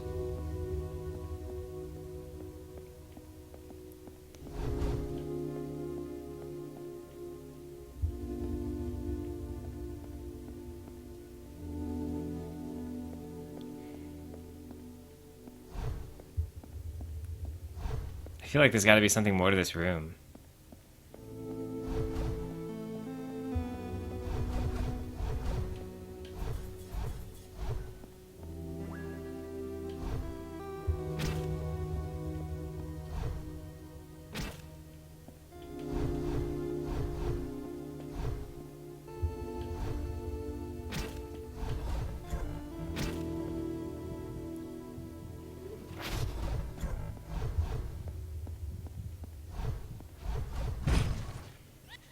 I could be wrong though, maybe it's back here.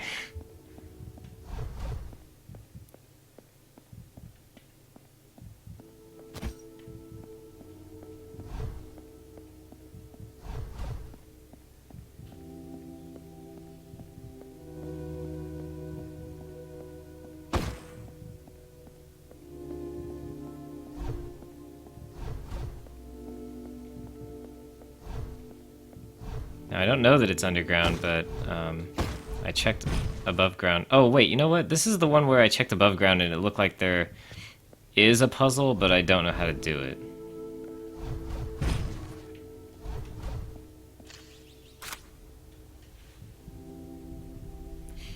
Badfinger?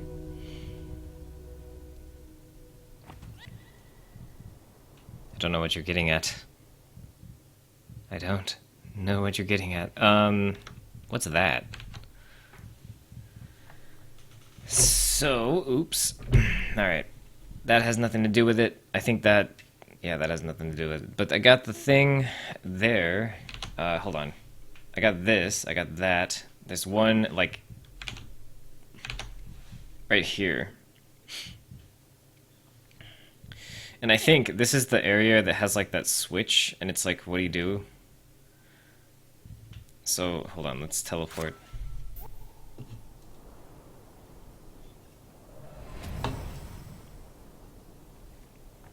The last 4 comments you made are all titles of artwork from the beloved Ringo Starr, drawn expertly in MS Paint and sold for high prices.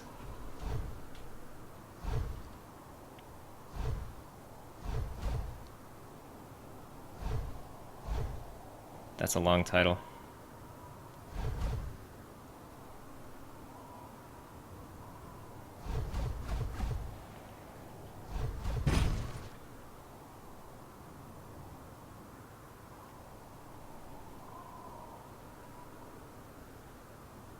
What the hell?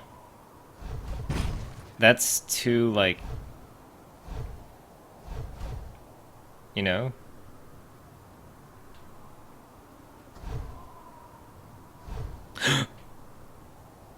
What the hell? Oh, no, the camera shifted. I thought I moved. God damn it. This is starting to get annoying. Especially this. Why is it that there's space over there, but I can't actually get over there? It wouldn't be so annoying if...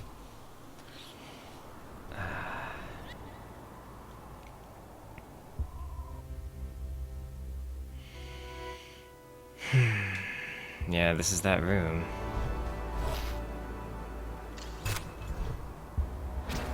I don't care, I don't care.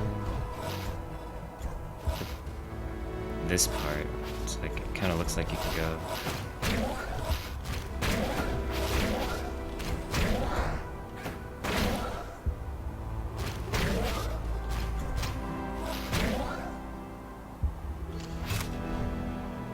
Okay.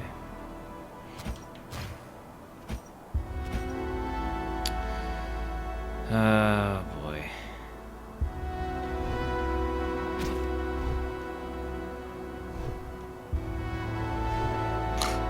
I don't think you can get over there. How good am I at melee? Not very.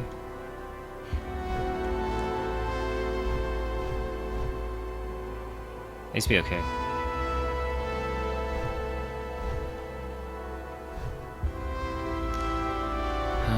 Man, this is...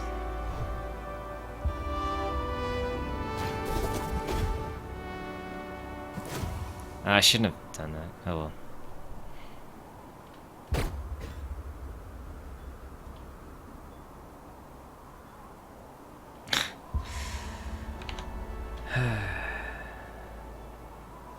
Am I better than Luke? I don't know, we don't play melee.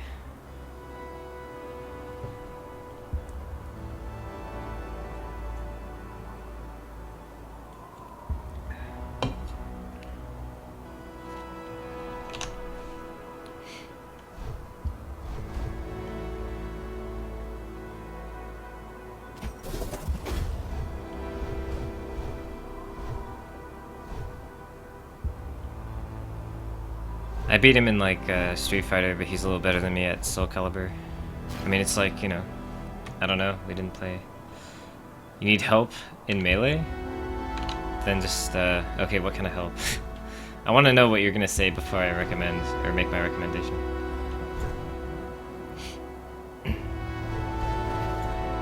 Whoops. Okay, I'm like at the end of my... I really need help on this. God damn it. Your school is hosting a melee tournament. There are pompous fools who need crushing.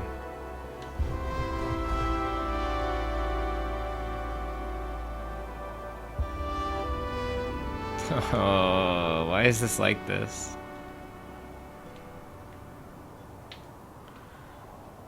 Oh.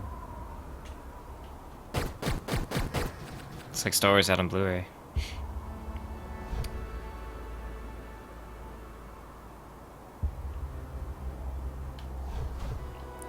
Then here's what I recommend.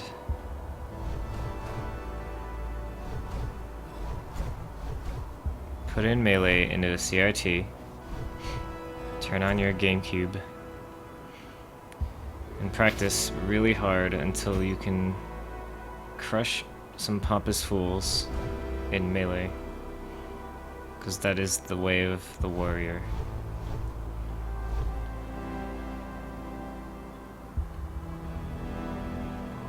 Okay, I feel like it's underground, but I checked there, I checked above ground, I don't know where this one is. Oh, and my last guess is that I can't get there from here, which I said that 50 times. But I don't know where to get over there then. Cause like, okay, so there's the place. I'm looking at it, right? It's like that, or this, or who knows. And if I dash over there, you can see that it comes from south. But when I go south, I've looked everywhere, there's nothing.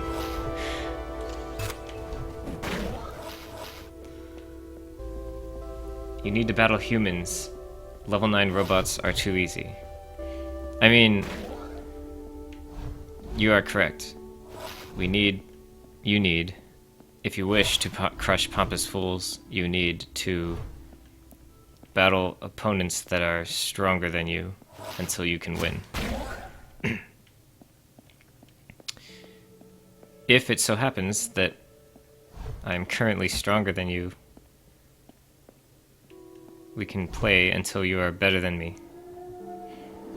But I probably am not a good sparring partner, considering that I'm not that good in the first place. And that you're probably already better than me. In which case, you would need a better sparring partner, and I couldn't offer too much help.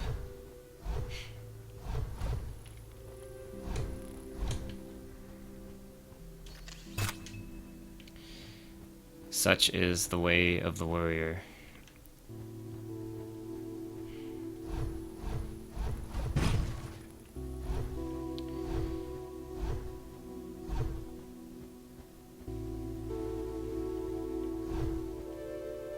Such is the way. It's not impossible.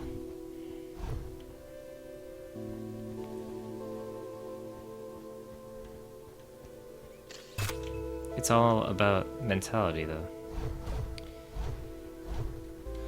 I am completely stumped. I have no idea. Once I go down here, I am so far away on the map that it's like not even feasible. So it has to be from here or from... I mean, because that, look, when I go into the above ground, look how close I am to where I want to be. But I'm below ground, so how do I get up? Well, there's no getting up. I'm telling you that you are potentially better than me, yes. Since I not only do not play Smash regularly, I also have never played Melee on a high level. I've played it at a mid-level, though. With only... Oh, no.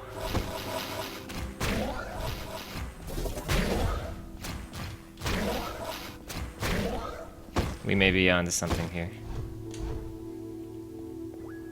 Oh. Cool, we found a key. That's good, that's good. Not what we wanted, but it's something. It's something.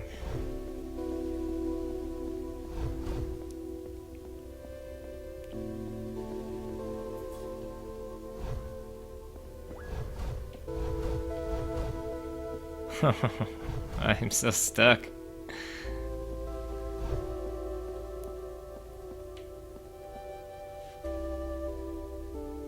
Yeah, I played Melee on the kind of level that's like when you study tech and practice tech, but you never get to really train yourself to use it in a heated situation. That's about as far as I got with Melee.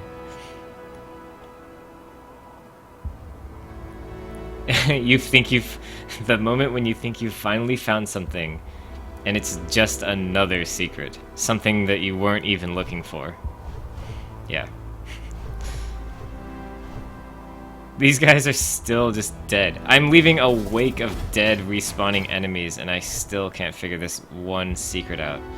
I've looked underground, which to me has less leads than above ground because of the lack of that switch. I'm gonna check over here.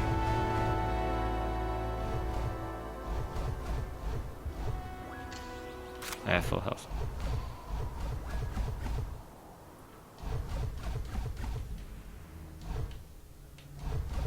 I have a feeling that it might be accessible through like some other path that I'm not thoroughly checking.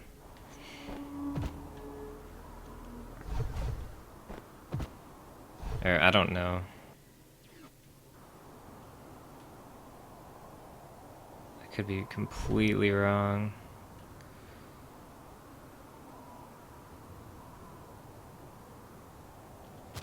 Why is there a gap there? This is no secret, though.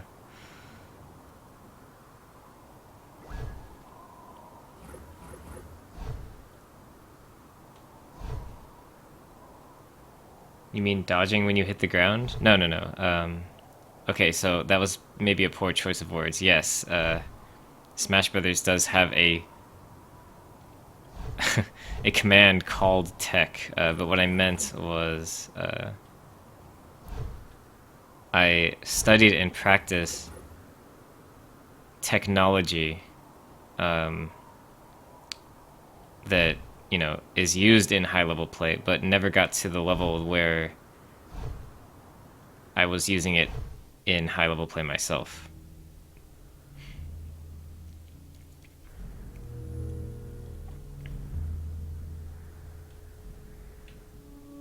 And only some, you know, it was a long time ago, and the game's evolved, and I didn't keep up with it, so.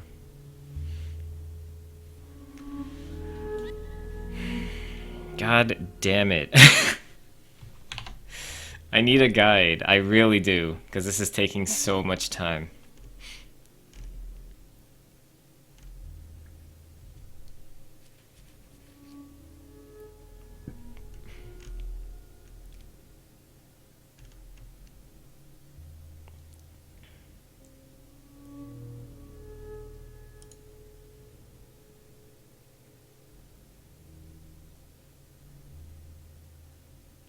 Wave dashing isn't, like, necessarily stupid.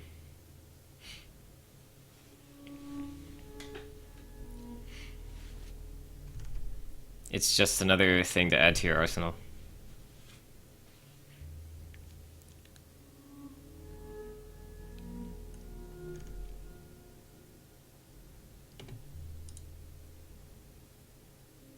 Oh my god. So someone else is freaking out over the same... Okay, so first you go there.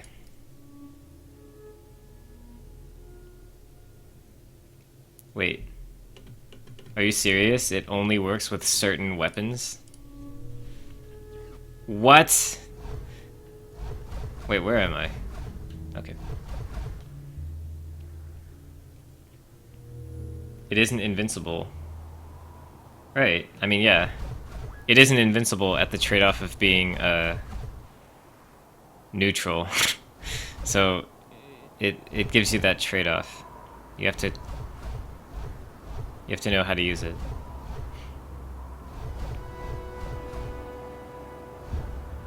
It also has other advantages, like it's actually really, really strong, if used correctly, but... Okay, so apparently you must use a certain weapon for this.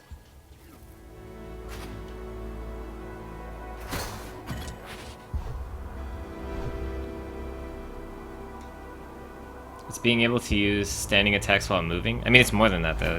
It's like, yes, you can use standing and neutral attacks while moving, but also first of all, I mean, you have to understand that, like, it's a movement that leaves you next to your opponent. So, and also very near where you were before. I mean, it's like, there's lots of things about it that are useful in certain situations if you just know what you're doing with it. There's probably more than I'm explaining too. It's just a thing to add to your arsenal. That's it.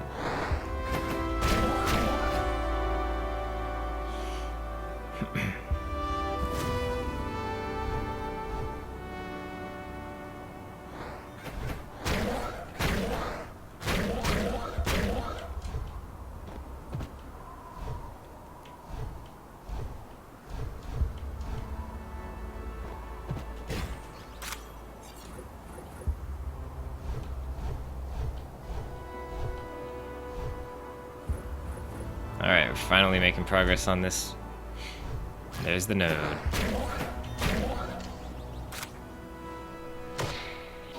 Finally. So we're done with triangles on the northern area. Now we can open the door. But first, let's go upgrade. We have a lot of pits. My argument with wave dashing is that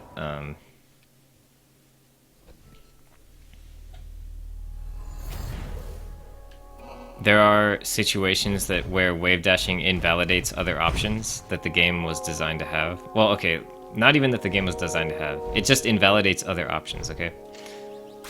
So what I mean by that is that once you have that option, it becomes optimal for certain situations. Not all situations, but certain situations, right? And optimal play is not optimal game design. So, for instance, if any given situation you have less decisions to make based on the optimal move or scenario, then it weakens the game as far as design goes. So, in that regard, Melee and Third Strike and Marvel 2 all got weakened by similar situations.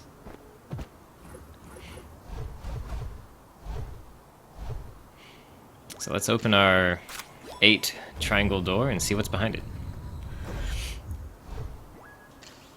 Now we're not going to stop being thorough, but we are going to stop worrying about nodes for this. I want to take you for a ride. Whoa, it's colorful here.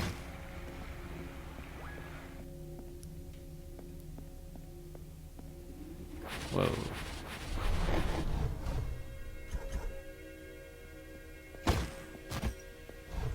It's like a whole level here.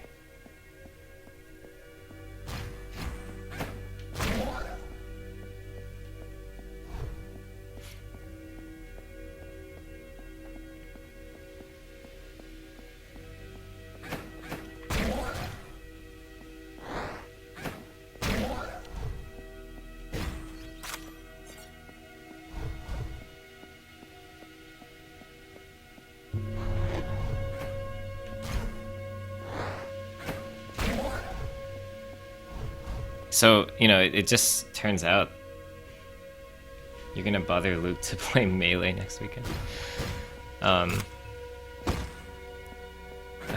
Yeah, but it's like, it's frustrating to play it because you have to find a setup that works.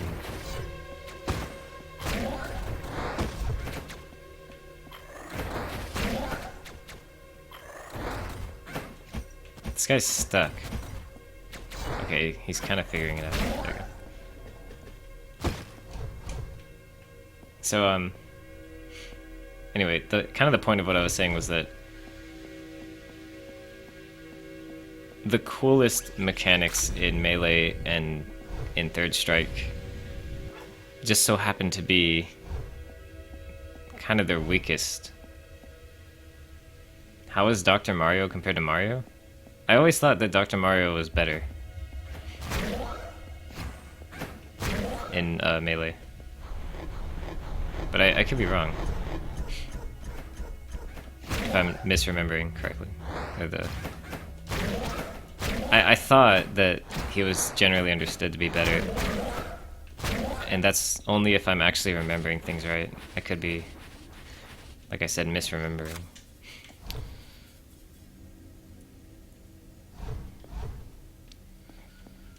Upgrade bits. I am the first person to say that, really? I thought it was like pretty much common knowledge. I could be wrong.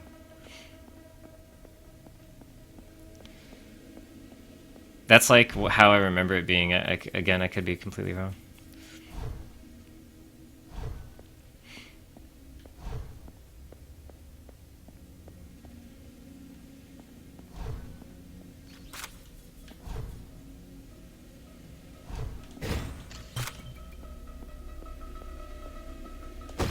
Alright. We're chugging along, finding lots of secrets. Now that we kind of understand how this game is, like, secret-wise. Finding plenty of them.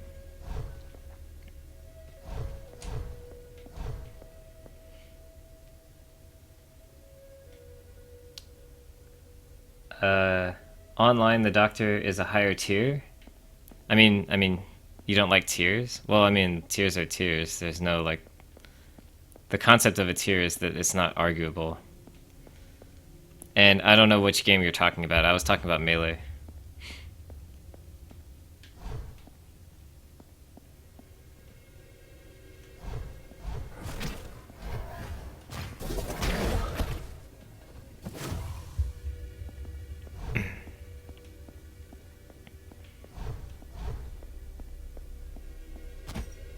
Yeah, Melee. Okay.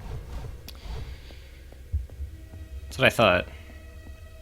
If he's objectively better, then I mean, it's just the way it is. It doesn't mean that you can't win as Mario. It just means that there is something objectively better about Dr. Mario.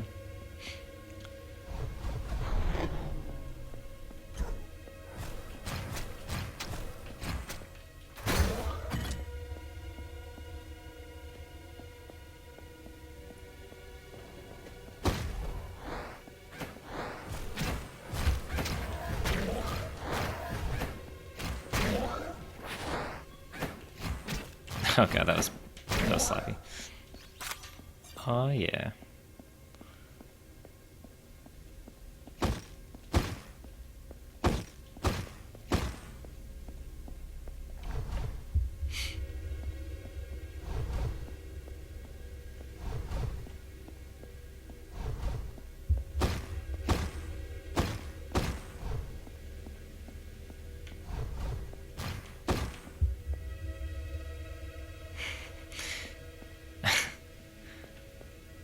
If you, there are people who, you know,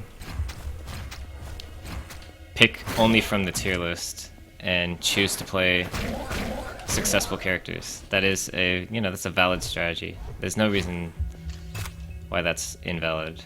If you choose to do that, then you just play high tier. There are professional players who make a living off of fighting games, and some of them pick high tier and some of them don't.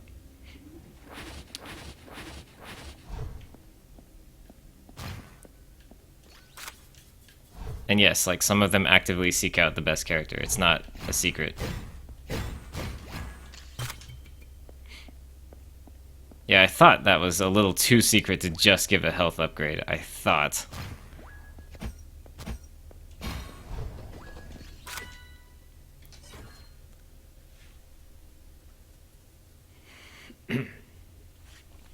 No, like looking at a tier list and picking the top tier characters does not mean that you require less skill to win.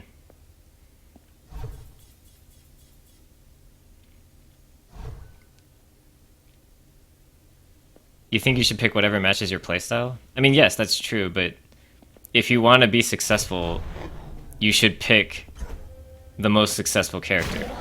There's no, like, that's just how it is. Like, if you played Marvel 2 and you didn't pick the correct team, you were not going to win. I accidentally pressed X and square at the same time.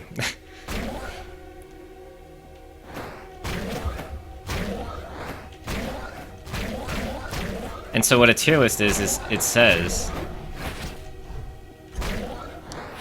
A tier list just says, look, if both players play flawlessly, this is going to be the outcome more often than not.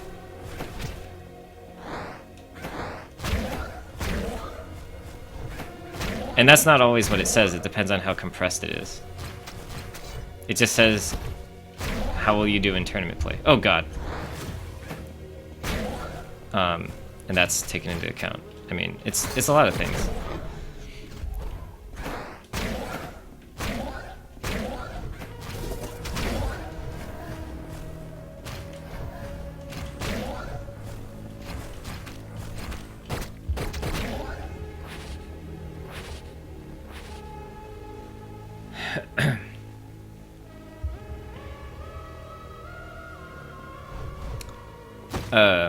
Okay, let me see if I can explain this. So, okay, so we got a dot and another obelisk. yeah, like if you like how a character is, it's to your advantage to continue playing that character. Like that's not false as well. But here's the thing.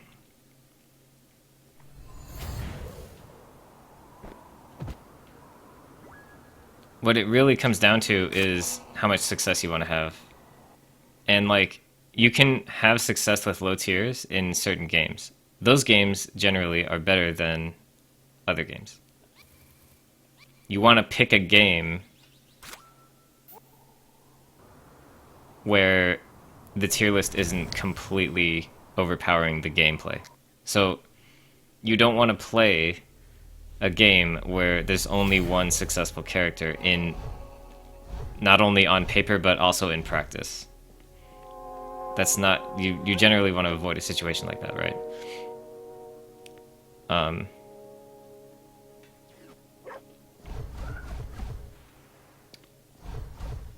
But here's the thing though, and I really want to address this because picking high tier is not an invalid practice, and it also doesn't negate skill. Like someone who picks high tier and has no skill will lose to a low tier with skill. Like that's how it is. So there's no like easy time. And if picking high tier eliminates the need for skill or lowers significantly the need for skill, then you guys are playing a bad game. Or you're not conforming to the game's particular standards.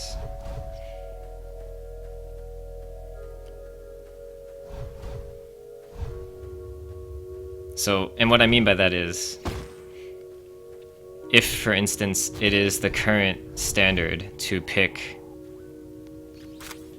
a certain character, or a certain set of characters, or whatever, and you don't conform to that, then you're probably... There's a reason there's that standard, right? So you're probably like weakening yourself artificially by not even conforming to whatever the current standard is. And so for Melee, the standard is something like,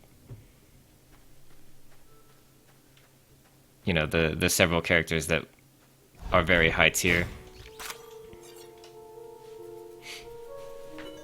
And it's opened up a little bit, but it's generally accepted that you must also know how to play the high tiers in the event that you can't win with a low tier. So it's common knowledge that if you don't have the ability to win in high level play, then you should have a pocket high tier to win, not from skill, but from the fact that your skill will not get you everywhere on your low tier. So skill doesn't get 100% success rate on low tiers. I mean, that's a sign that Melee is an imbalanced game. Okay, I already have this one. And no one will deny that Melee's imbalanced.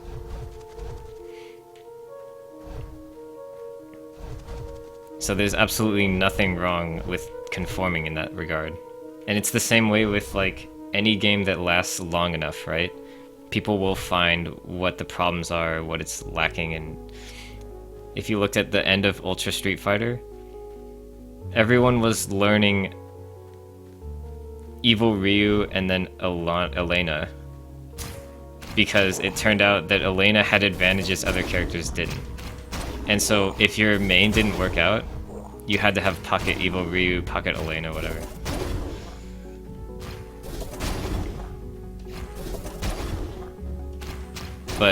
And that's it. That's with one of the most balanced fighting games. People still lean toward the high tiers, just in case.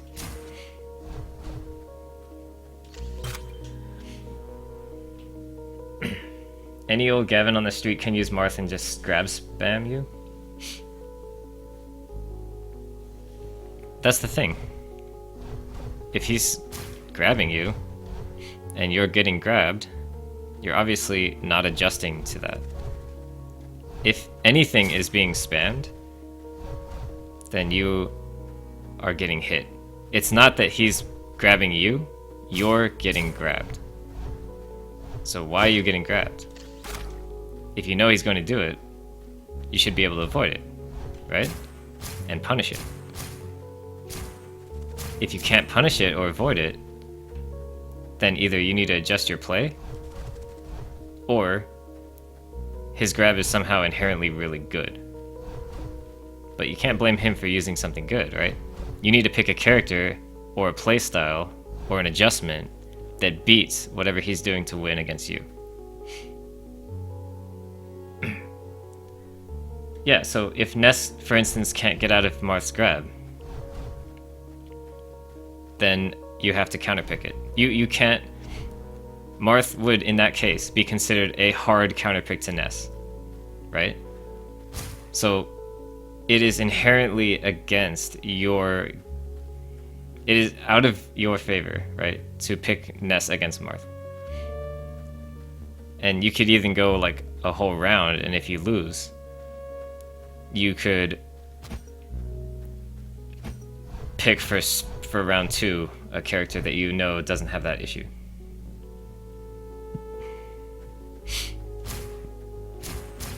Yeah, are you talking about a grab release?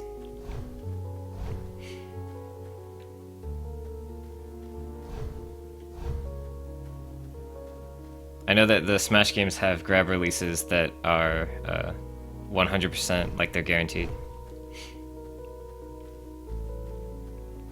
Again, this is all based on like my fuzzy memory of the game.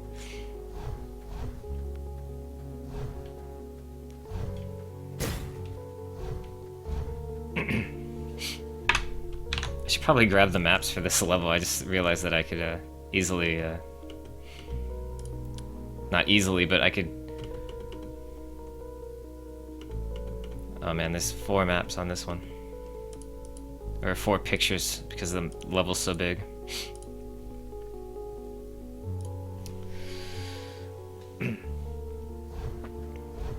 Right, like, if he's got some tech that's, like, destroying your character, then that character just does not win that matchup.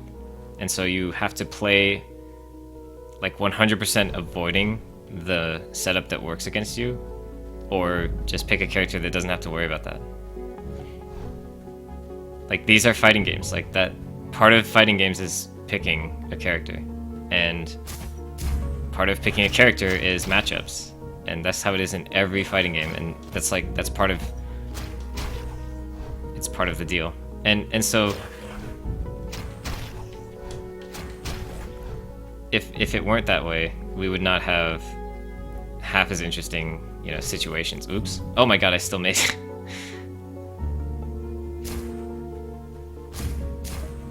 But, like, it's a mind game to pick a character that goes into a bad matchup. It's just part of the game. I feel like I've already been back here. Nope. Nice.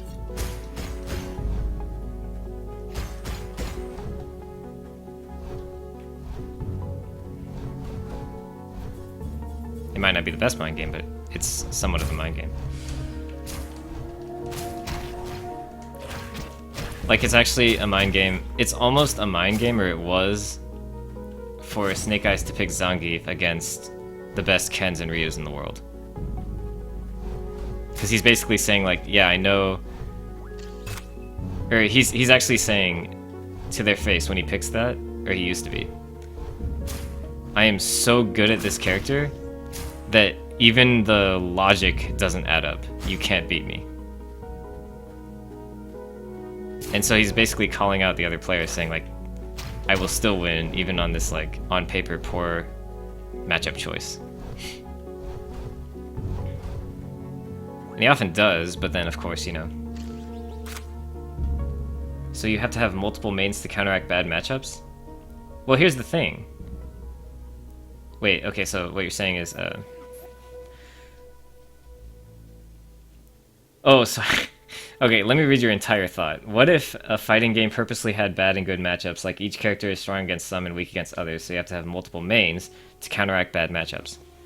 Okay, so basically it was like, what if that was encouraged by the game itself? Well, here's the thing. the going back to like fighting game history, right? That's actually built into the game.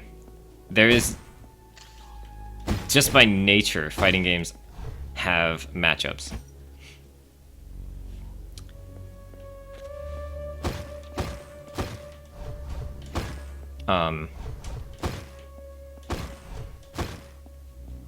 Regardless of whether or not it was intentional,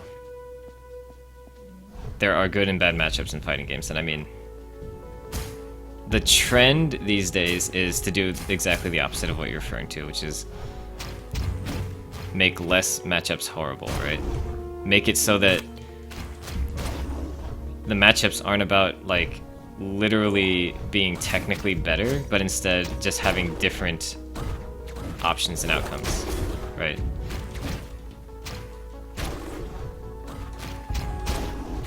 So instead of Zangief completely losing to Ryu, the idea is to make a Zangief that has tools that he can use against Ryu.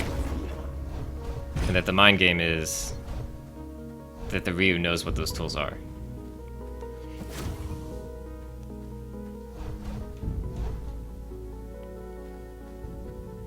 This level sucks. It's nice, but like I'm so bored right now. I have no fucking clue where I'm going.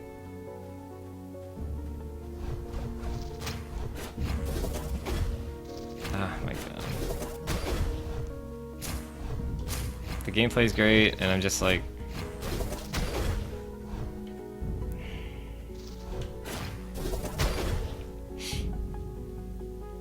I'm like just looking for shit, and I can't find it because it's so... fucking... Here, let's just teleport and... Let's just go after each one.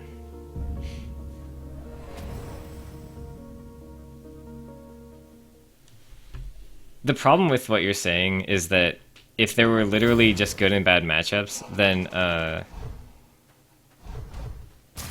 games would end up like you couldn't have character choice, and so it would be like you just couldn't do that, and I can't explain why because I'm too tired. Let me see if I can explain it. Like, imagine a tournament where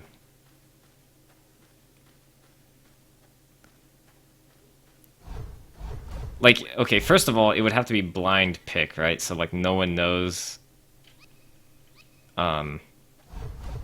neither player knows who the other person's picking. But here's the problem, like, in traditional fighting games... I guess this isn't a problem, but in traditional fighting games,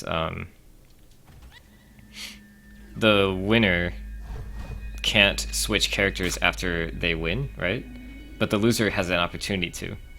So... you could always just lose and then switch to the good character. So that rule makes no sense. So you'd have to switch the rule to make it so that both players can switch. And then the mind game would be, did the loser switch to the winning one? And then it would just end up being literally rock, paper, scissors. And no one wants to see that. There, I just analyzed a really, like, I overanalyzed it, basically. Obnoxious amount of detail for that thought. Not to demoralize you or whatever, but, like... that's what I do. I think about things too much. I think about games on a level of detail that doesn't necessarily need to happen. Oh, that was there the whole time? Jeez. I guess I'm glad I came down here, although I have to figure out how to get there. Looks like I should be getting there soon.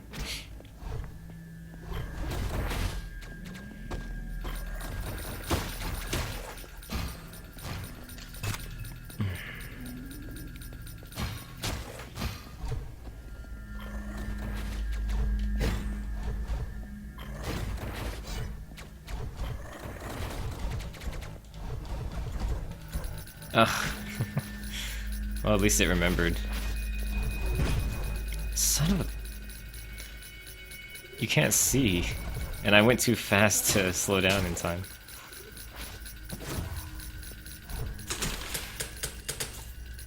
That sucks. I guess I do have a gun. I don't know why I didn't think to use it. I thought exactly how your own thought process was. Yeah, yeah, yeah. If a game was rock, paper, scissors, then it devolves into it.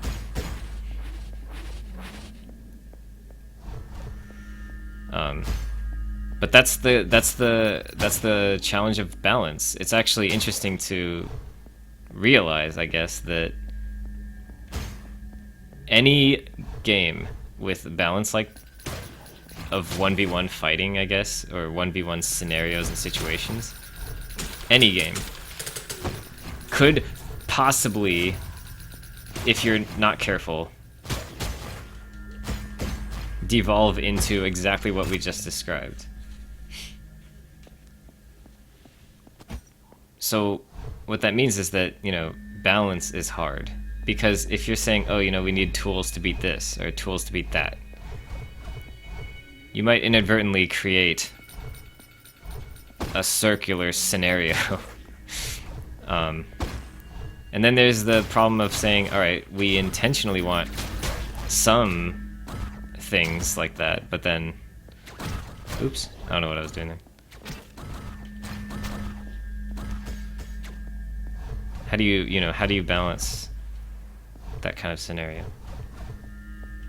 Like StarCraft, for instance. I bet that's a really hard game to balance.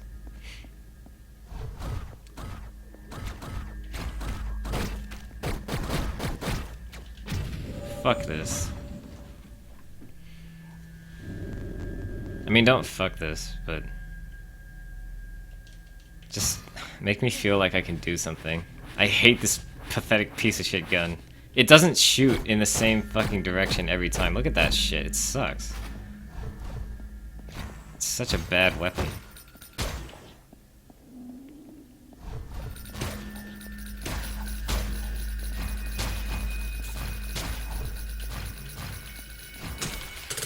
Fuck. What? What was I able to do in that situation? God. I know I could have just fought better, but like, once you get hit, could I have even survived that? I got stun locked, kind of.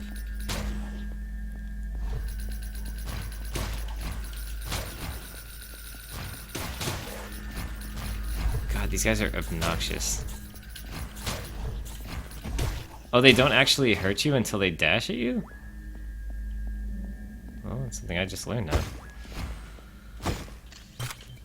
Okay. So I do actually need to kill these guys up here. Okay, you know what? This gun, as much as I said I liked it earlier, this thing sucks. Let's just not use that ever.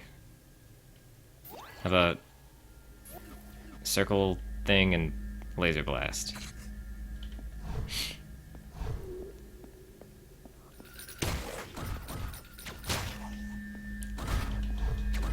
Wait, what?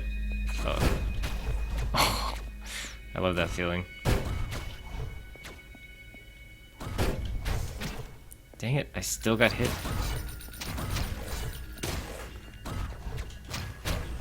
Okay, everything's dead. Now let's finally see if that door is open. Wait, what?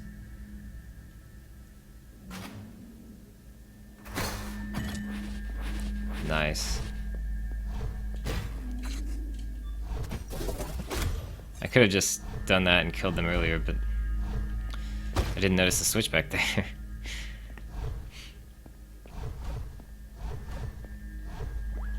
Why is it locked? What am I missing?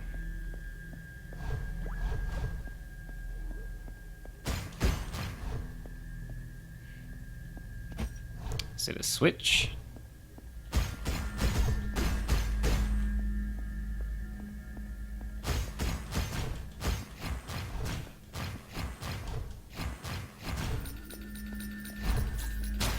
Is it these enemies?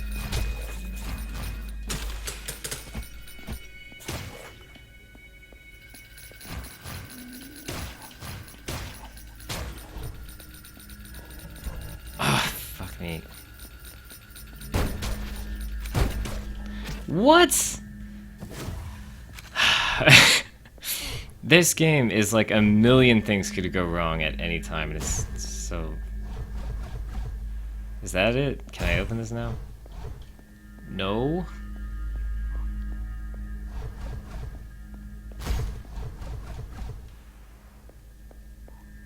Are we really gonna do this dance? Oh, well, fuck it. God.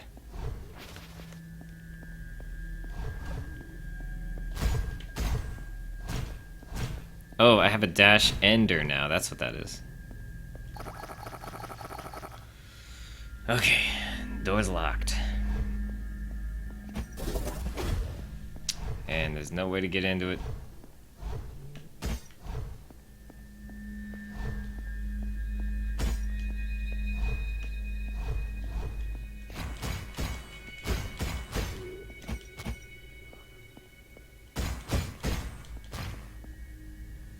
Kirby Air Ride should be competitive. I mean, anything can be competitive if you have community, people competing. It's just, can you solve it? If the answer is yes, then it's probably not worth playing.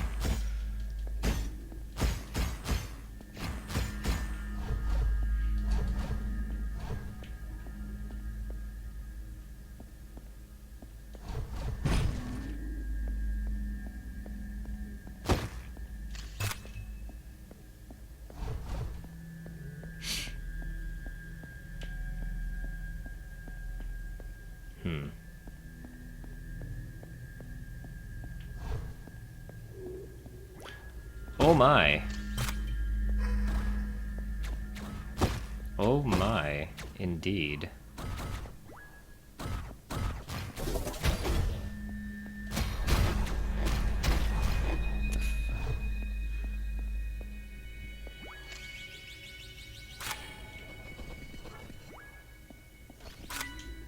Another key. Nice. No, I just broke the thing I got the key from. Oh, that was behind this, but it's still locked.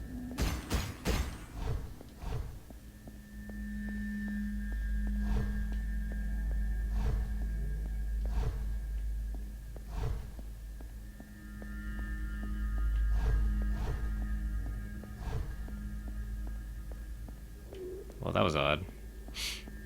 At least I got something for my troubles. Okay. Wait. I still don't know what this room's about. What? I don't know what these... I don't know this map at all. I'm so confused.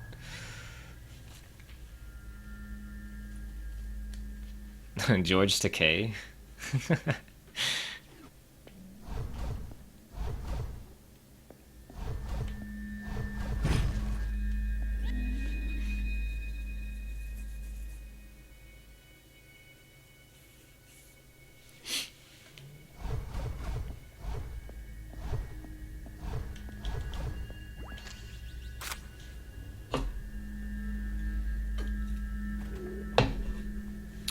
Alright, where am I?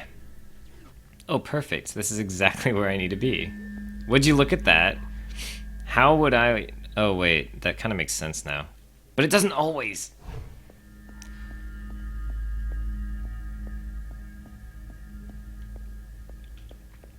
Okay, so there's a node here. I know it.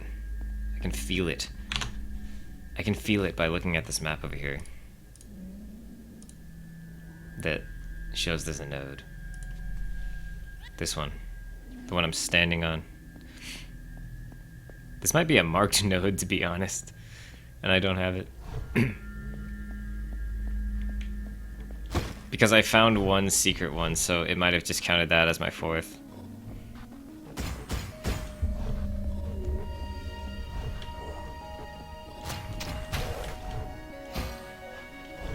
Oh, don't tell me this is it. This was so obvious. Do keep in mind that when I was doing this level, it had that weird bug where I saw like several node icons all over the map, so I wasn't sure what I was getting.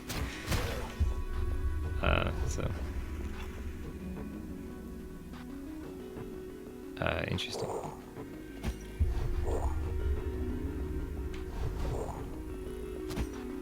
What is the purpose of this spot?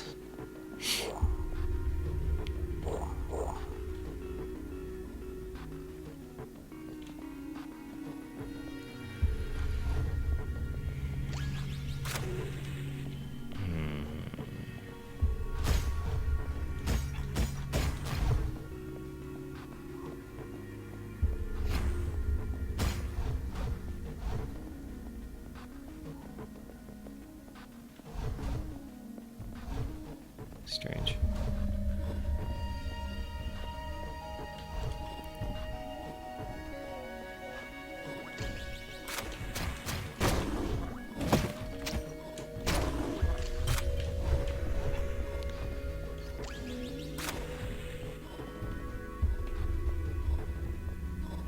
I thought there might be a walkway there, but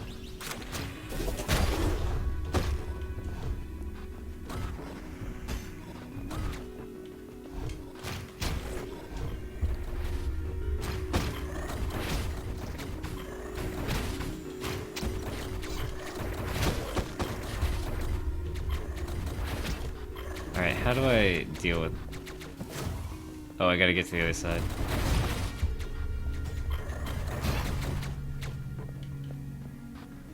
Of course.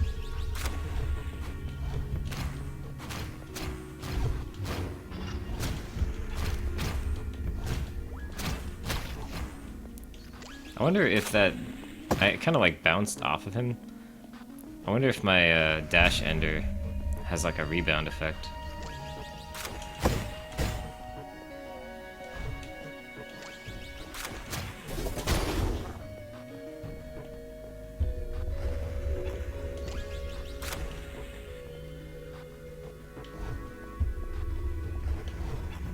Shoot. Shoot! Forget it. Forget it. Can I even make it back?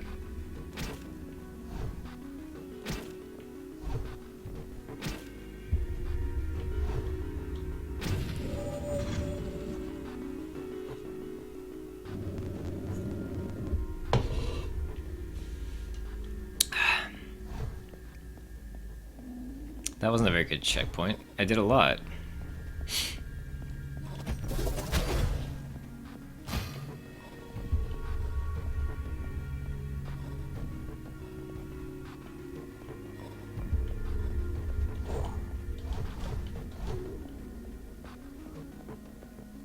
I guess now I know what I've already checked though, so...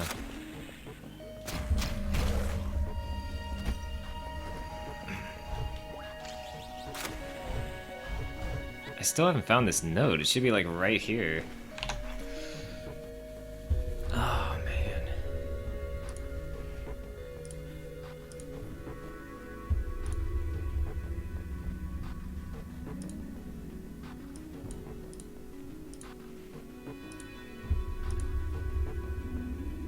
I have no clue.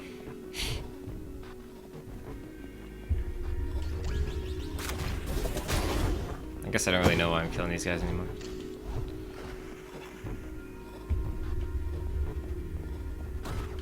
If I've already checked the thing, I don't have to do it.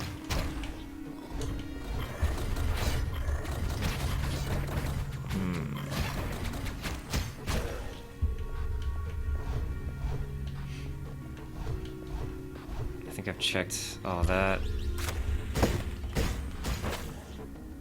To make sure there's no hidden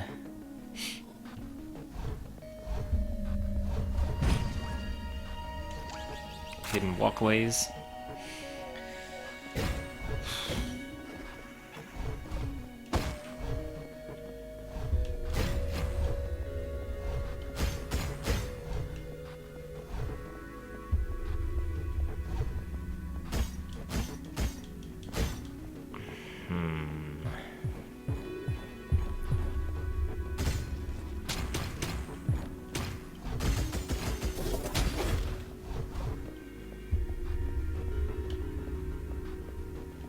Really, I'm just coming up short.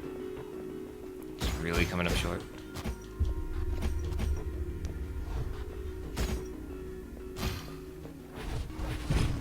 Oh, of course. Of course. What do you know?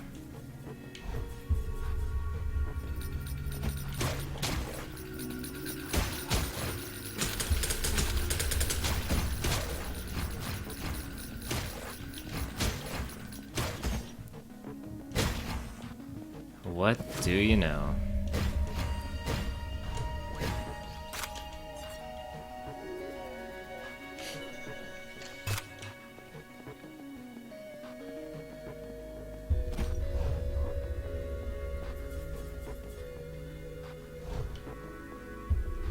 I guess we always gotta walk near the edges, because if you don't, you'll never find these paths.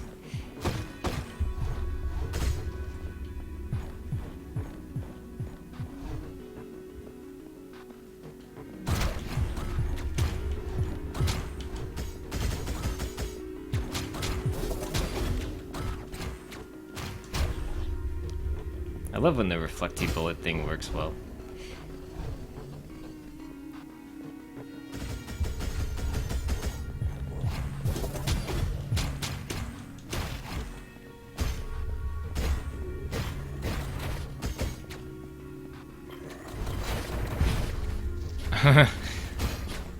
The clumsy hero.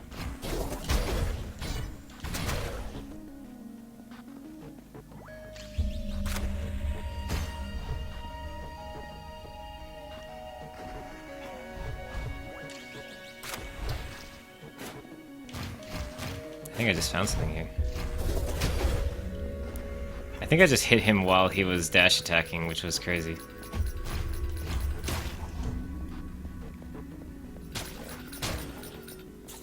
Did I just find it?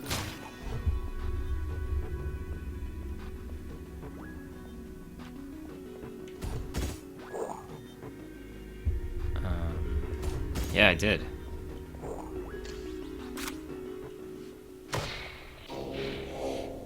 So that was fairly hidden. Okay, ooh, only one more? Alright. We found a lot of them in this level already. And this links back, okay, to the end of that.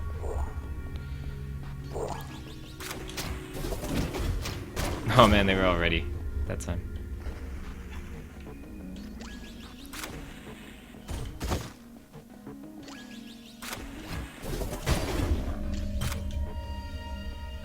Gotta check for secret paths, of course.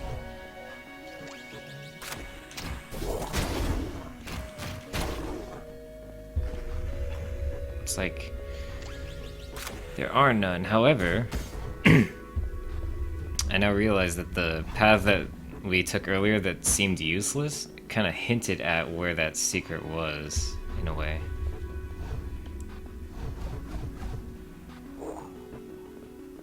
It revealed that there was stuff, and you can infer from that.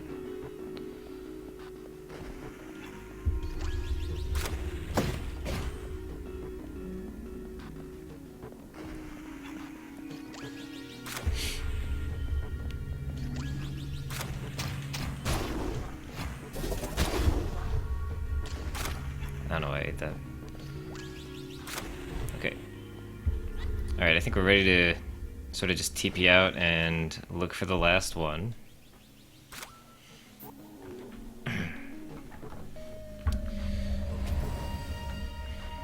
Now again, getting these triangles is one thing, but we're gonna have to get, you know, all the keys and stuff later too. Okay, 1, 2, 3, 4, 5, 6 should be visible. 1, 2, 3. Oh, I think I'm missing one here. So if I look at this map, there's 3 around in a diamond. Oh wait, no, I have those. And then there's one way out there. I have that. And then there's that one. And then there's one to the south area over here, which I do not have. Let's see if it lines up with an underground. It does.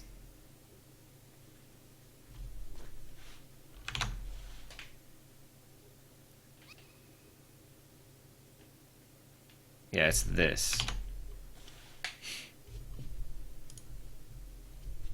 Okay. So, not really sure how to get there, but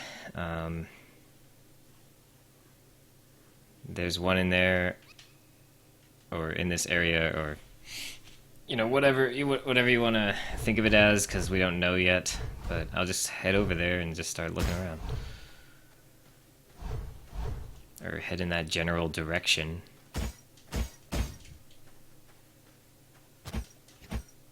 And start peeking around.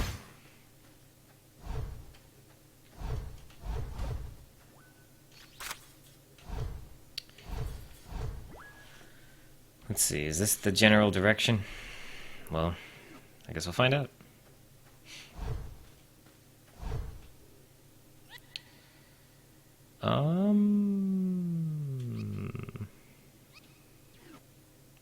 Not really sure. It might still be, but...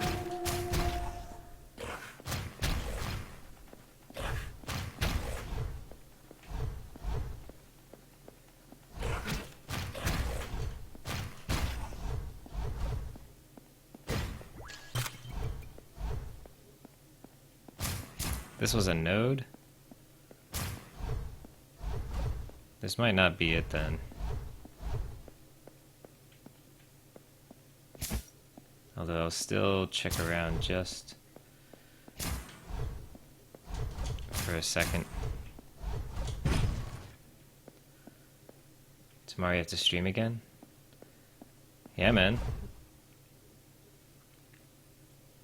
You don't know if you're up to it after that one dude? Don't let, don't let that kind of thing turn you off of it. Because I know it can be like, basically, don't look at it as that's all there is to it. Like, try to find the feeling of that there could be any number of possibilities, right? Like today, I had a bad stream because I got sick playing one of the games, right? And so it's like, oh man, I don't know if I want to stream because I don't know if I'm up to it because of that. Like, I feel sick now. And it's just like, you gotta reset the situation, start it from scratch, and make new possibilities, make a new stream again. Because, like, there's always another day. And, I mean, it sounds stupid, but it's like, that's literally what it is. There's always another stream. And, like, it can be challenging if it has to do with the chat. It can be really challenging. But, in my opinion, you should make the stream how you want it to be, what makes you comfortable, and what makes you productive and the best streamer that you can be. I can't tell if this is, like, supposed to be happening or not, but it's happening.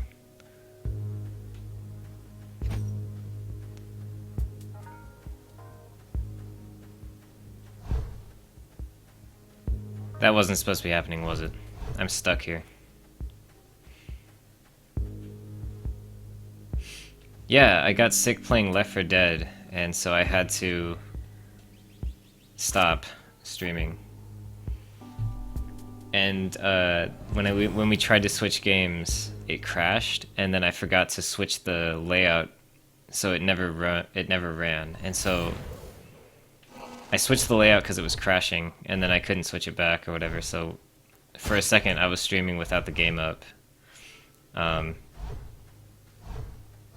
But, like, I don't think we could have set it up in, like, a reasonable amount of time anyway. And I wasn't interactive because I was feeling bad still. So I basically just, like, shut the stream and, like, was like, alright, let's just do a different episode of Hyper Light Drifter or whatever. And there was no reason to keep that episode because it wasn't good. Oh my god, wow! Yeah, I deleted it because, I got sick. I mean, there's no reason for me to keep, like, just random crap on here.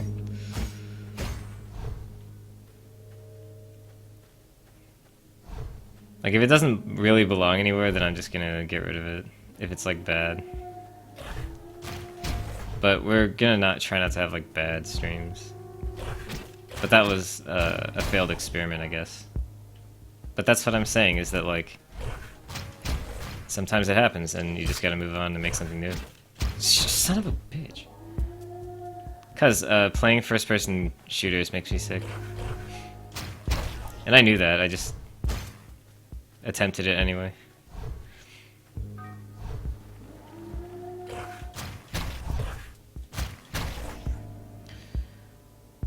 Yeah, Many first-person shooters make me motion sick. And it also depends on my state. Like, if I'm tired, it's more likely to happen.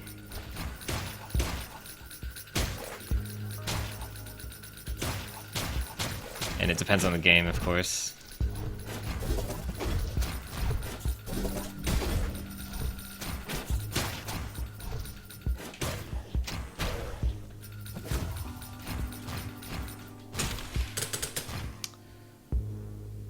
But yeah, first-person sickness sucks a lot. Some people don't experience it, and so they don't understand, but getting motion sick is a real problem. It means I can't fully enjoy lots of games.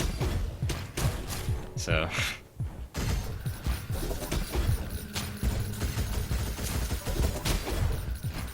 Wait, did he just get frozen by one of those little guys? Oh, that can happen? I didn't even know that. But he's a crystal.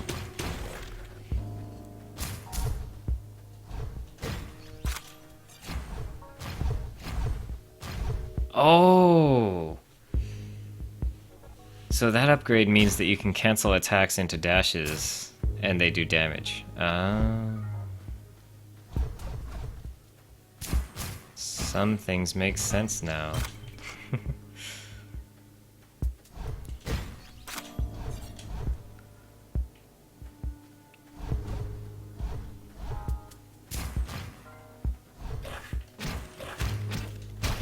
They're so active frames. It's, in FGC terms, it's a really meaty attack. When you were into Minecraft, it was so bad you couldn't stop playing it, or you couldn't play it for long. You ran the server and watched people make things themselves. Yeah. I have it pretty bad with Minecraft. I can't play for more than... Worst case, like, I'll get sick in 30 minutes. Dead serious. Best case, I'll last for an hour. Maybe.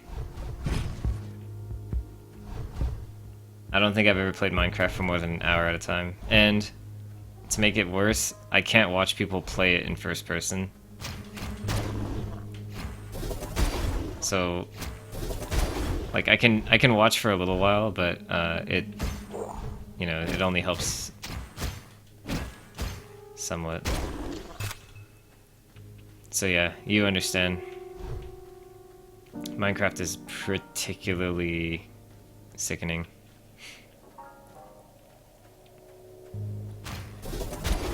It's part of the reason I have no taste for it, I guess. It's not that I don't like it, right? It's just that... Oh god, I'm gonna die. Yeah, like, it's not that I don't like it, you know? But there's this thing, it's like a thought that I have. I think that how a game interacts with me on a visual level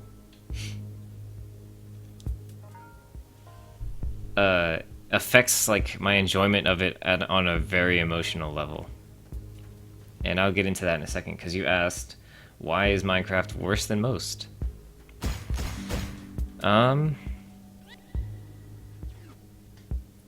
It's an interesting question, because I mean, I could be like, well, it's because it's made of voxels, or whatever. But I mean, that doesn't really get to the heart of the answer, you know? It's like, is it because it's less realistic? And I don't think that's true.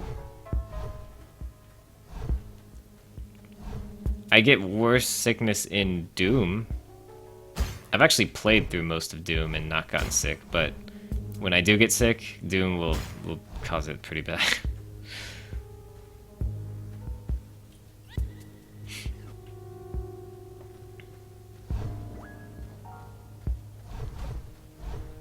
So I guess I can't really say why Minecraft is worse. It just is. Now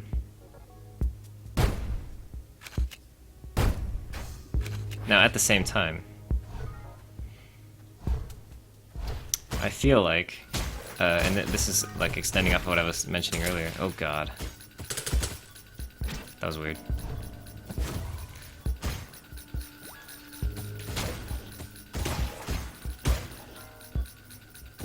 my enjoyment of a game is very much related to how it makes me feel from like a technical, like visual standpoint. And this it seems kind of weird to talk about it like that, but I'll give you a concrete example, or several concrete examples. Maybe it's the colors of the lighting.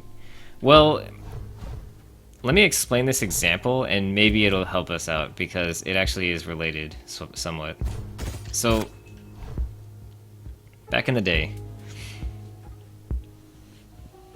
on, like, PS2 era, right? There was a lot of good 60 frames per second games, and I enjoyed them, and that's the end of that, right? And then some other games came out, like maybe a sequel to aforementioned game that I enjoyed, but it would be 30 frames per second. Okay, no biggie. I still try to enjoy it because it didn't bother me as much as not being able to play the game at all, or something like that. But here's what happened. I started realizing that playing the game at 30 FPS was making me sick. I would get physically ill if the frame rate wasn't high enough on certain games. Like, I wouldn't be able to play for very long. I'd have to stop. I could play it, but I wouldn't be able to play for extended periods. And that happened a lot. And so, for that reason, I have emotional attachments to the 60 frames per second games, but I almost don't care at all about their 30 frames per second cousins, even though they are technically superior in other ways.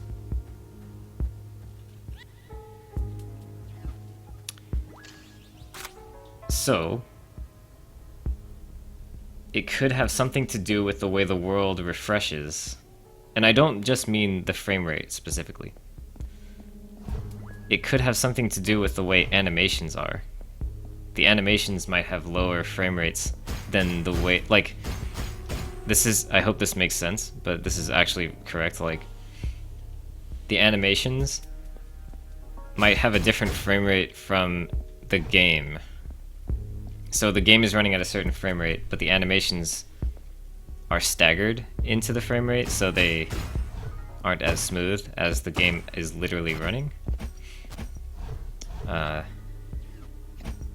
And I don't know if that is true for Minecraft, but my point is that it may be the reason or one contributing factor for, you know, getting sick in the game. And again, I'm just guessing here. Completely out of the blue guess. Alright, here's the node. We got it. So, as odd as it sounds, and, you know, it's unfortunate that frame rate is such a trendy, like, topic to complain about or whatever, but I'm honestly considering the fact that frame rate affects, like, my physical enjoyment.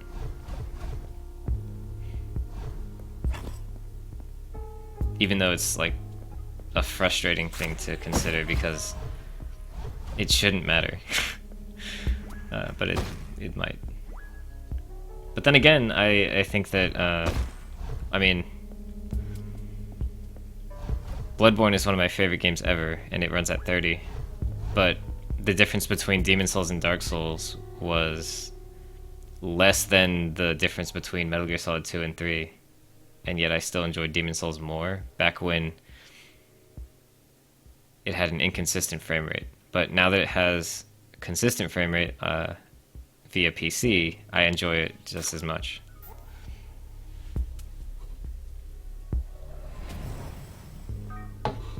And same thing there, you know, when Dark Souls 2 first came out, it had very inconsistent frame rate on PS3, and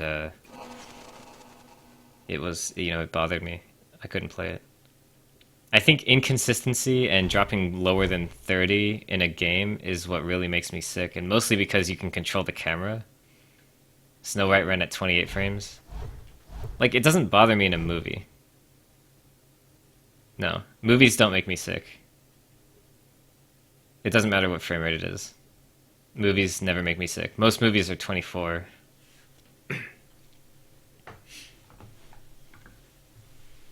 And there's some N64 games that are like 20.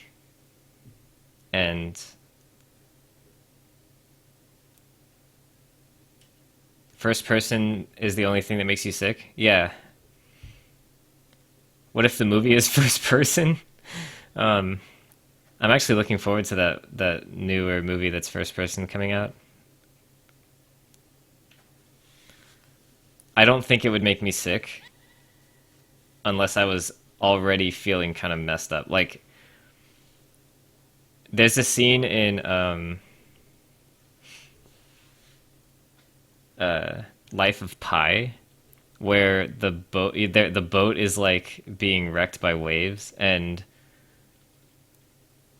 the whole scene is like there's like a good couple minutes, maybe a couple minutes max, where the director just sort of said, look, we're gonna make the camera look like it's actually on the boat. And so when that scene starts, it's like literally tilting kind of like as if you're on a boat, and it made me uncomfortable, but I was already like really tired or something like that when I saw it. So the second time I saw it, it was fine. Like, I didn't feel anything.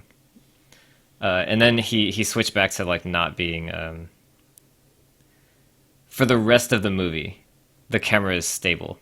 So I was really happy that it never went back to the rocking back and forth camera shit. But it does do that for like a moment. So what I'm wondering now is where's the door with the doors with the triangle piece requirements?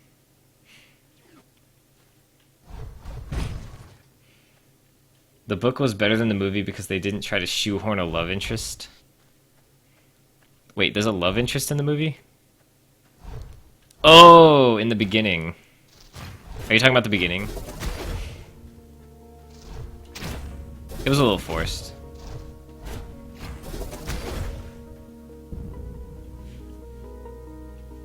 It didn't bother me though, because the rest of the movie like made me forget about it.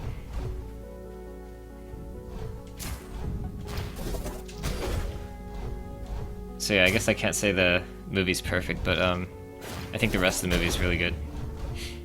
That part was just like, it was neutral, it didn't add or detract anything. Oh, he thinks about her? Oh, okay. So it does sort of show up again, alright.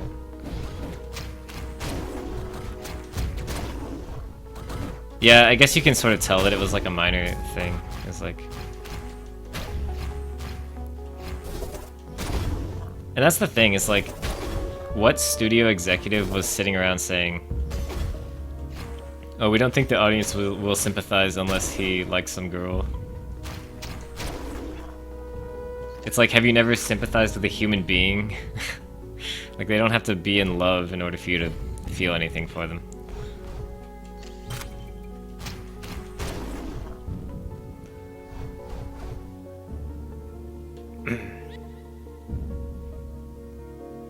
I want to go there.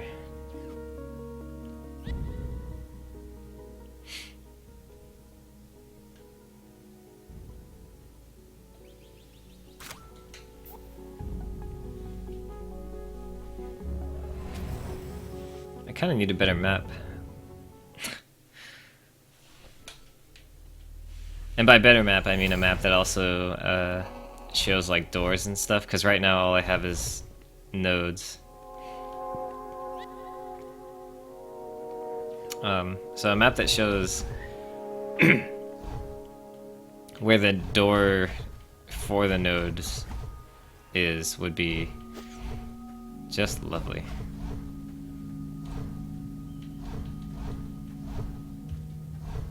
Wait.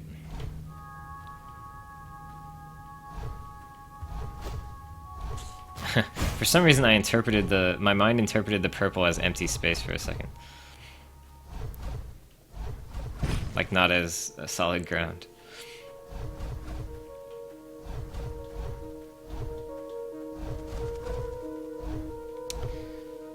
For some reason I remember the tree being pretty close to the start of this map.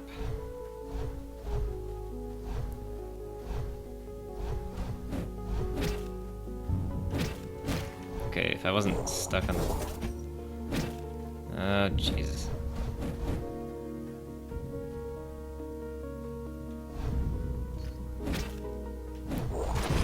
I might die here in a second. That's fine. Dying is fine.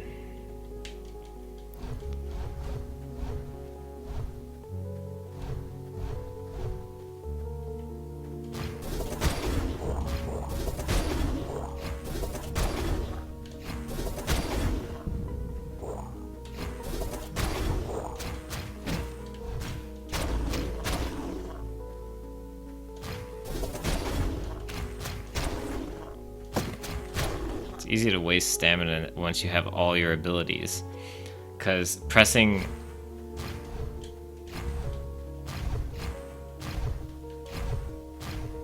Oh, you can't chain both of those. Oh well. I was gonna try to demonstrate how to waste all your ability in like 2 seconds, but you actually can't. You can still waste it really fast, it's just not in the way that I intended. See, because you have square plus X, which is X shortly after square to do a dashing slash. But you also have square shortly after X, which is dashing like sort of ender. Like can't really combo after it, it sort of ends your combo. But this one is a... Oh, it's a... Hold on. It's sort of a... in between, I guess. It's not really an ender. It's not really a starter. It's just sort of a different move. An option, if you will.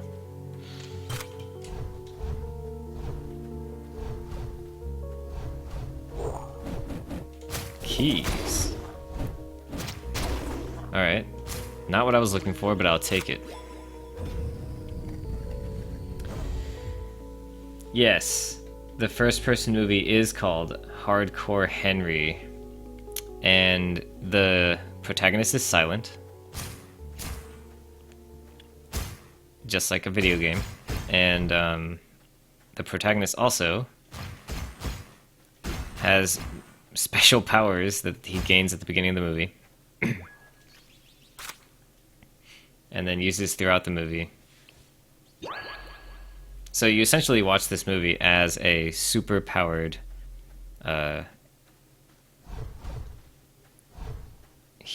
main character who is silent, of course. And he meets other characters, and the other characters act as ways to bridge him between different gaps of action and also different amounts of equipment. So it's literally a game.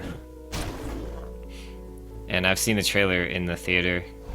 It didn't make me sick. In fact, it felt good. It felt like the craziest parts of BioShock Infinite. Like, those don't really make me sick or anything.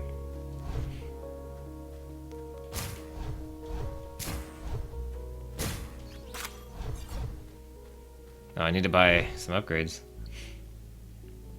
But it had Don't Stop Me Now, which is one of your favorite songs ever. Yeah, I think it's used in a fairly good effect in that trailer. I think that people, like... Trailers are usually bad, and I thought that was a really good trailer. That's all I'm going to say about that.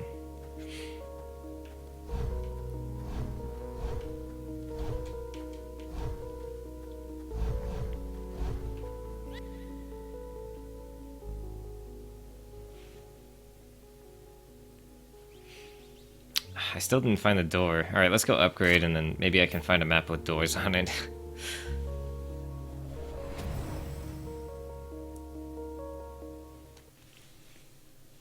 Like it was very full of content, which some people, or I'll say, okay, never mind. Let me start over. The trailer for that movie is full of content. Like, it shows a lot of the characters and that kind of thing. And in most movies, I feel like that would ruin it. Or there's a lot of trailers where they ruin the entire plot by just explaining it in the trailer, even like twists and stuff. But with that movie, it's not about like twists. So the trailer is okay to show that there's new characters that you didn't expect, and it's fine to show like that there's a point where so and so, like, all it does is reveal character, or they ruin the jokes. Yeah, well, that can be pretty annoying. I don't want these upgrades. I really don't.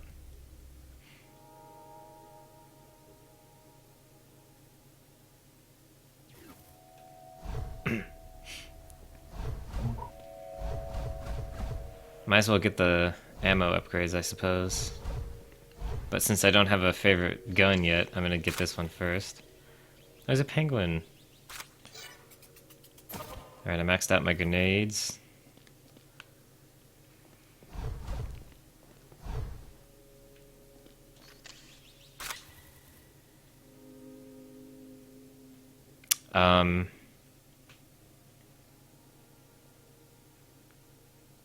This is good. We'll just go with that.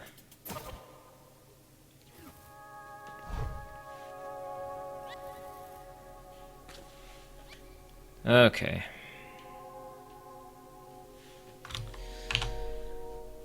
Now that we have all the nodes on the left level, I really want to see if you like it when trailers show genuine, uninterrupted clip, preferably the very start.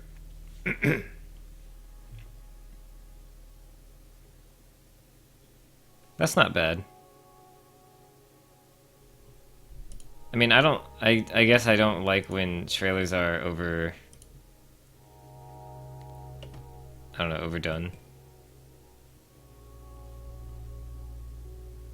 Or they show something that isn't even from the movie. Yeah. That runs the risk of making it somewhat better than the movie, though. Like, if people see the trailer and they're like, oh, I really liked that trailer, let me see the movie, and then they're like disappointed because it doesn't have the exact same content.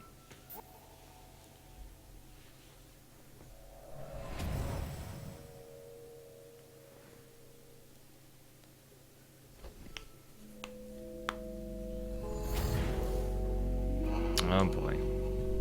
Why'd my character run up like that?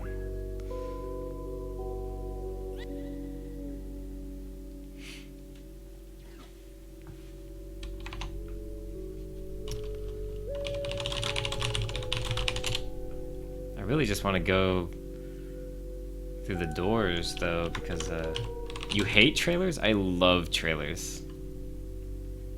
I think that they offer something that should be recognized and remembered more than it is. There's lots of bad trailers, but when a good trailer comes out, it's like, it's so special to me.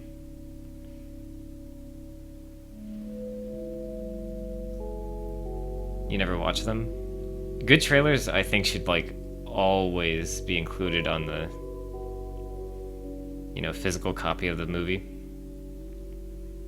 The only thing trailers offer is bias? Nah. Good trailers are just as artful as the movies. Just trust me, like.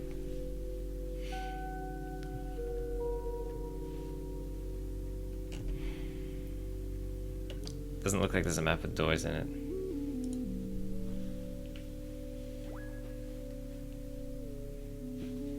I guess we'll have to...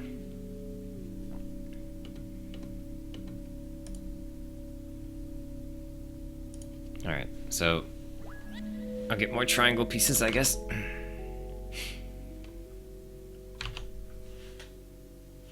Looks like I'm missing one there.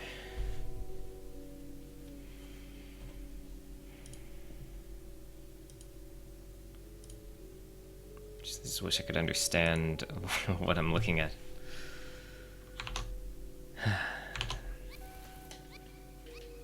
Yeah, there's one in there. Yeah, good trailers are works of art. For sure.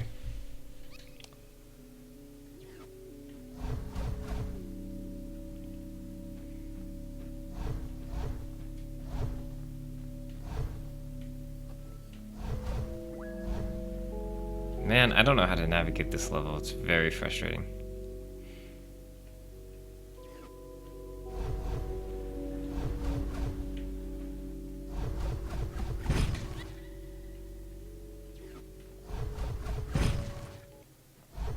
One of the best movie experiences you had was walking into a movie called The Secret Life of Walter Mitty with no expectations.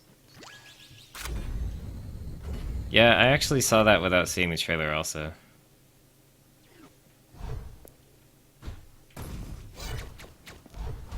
Okay, like, I'm not saying... Yeah.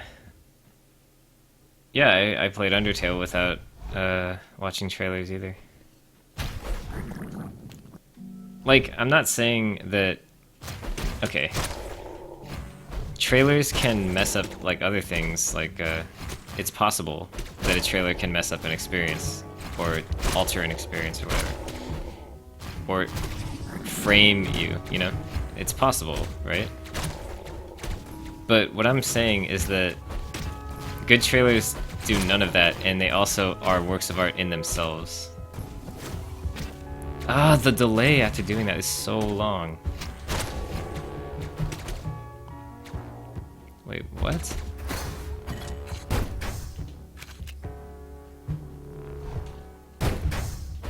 How am I supposed to... Weird. If you played it after it exploded, you would have hated it? Well, I mean, that's just an issue of, like, understanding that just because something explodes, it's not to be hated. Or, like, it doesn't have to be hated or whatever. Oh my god. Are they stuck over there? I need to let them get back over here. Ugh, fuck it. It's like, it's not worth it. It's not worth dealing with the bugs.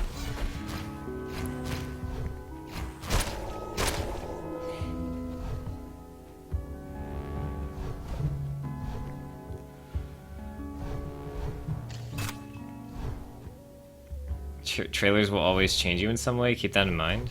Yeah, but it doesn't matter. Like,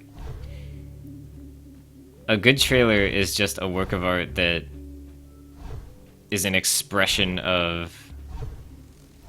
It's an expression using the medium of whatever it is you're about to experience.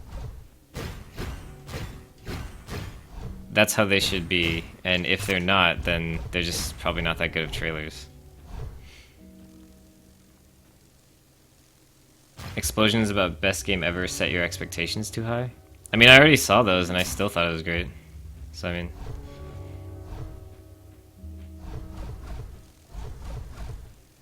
Like, there is no... There doesn't...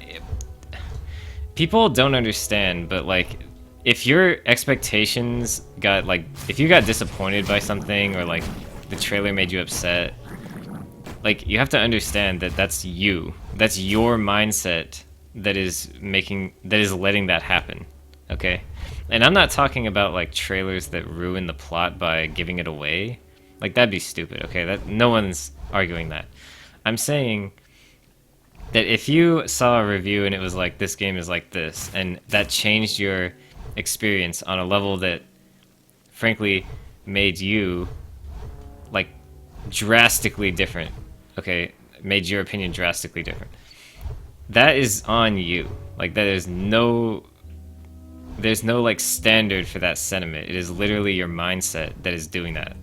Okay, so all I'm saying is that if you go into entertainment with a certain mindset, nothing can sway you anyway. Like, it doesn't matter what happens. You will always have the same experience because it is your mindset being affected. So for instance, like I've seen Dark Souls 3 trailers, and that's not going to affect my experience because my mindset is what my experience is dictated by, and nothing more or less. Also, I'm lost. Like, I haven't seen jack shit about this game. I know nothing about it, right? When I first started playing this, I absolutely knew nothing. I haven't seen trailers. I haven't looked at, like, information regarding it. Okay? And I don't really like it that much, to be completely honest. But here's the thing. When I went online and, like, looked it up after I played it, everyone talks about, like, first of all, how beautiful and amazing this game is, right? And second, about how disappointing some of the Kickstarter details are. The fact that like it's missing some some gameplay content from the Kickstarter. So what I'm saying is that I pretty much matched what people are feeling without the information that they had. And it didn't affect me. I mean, it didn't like turn it into a negative thing or anything. It just is. If you're wondering why I'm just like fucking going back and forth, it's because I'm trying to get to a certain map location and I don't know how.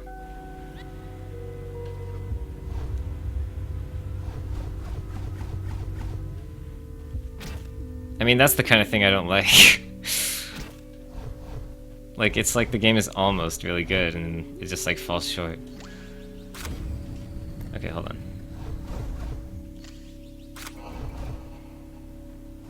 So I healed, and then I see where I am, and it's like... It's so much work, this game.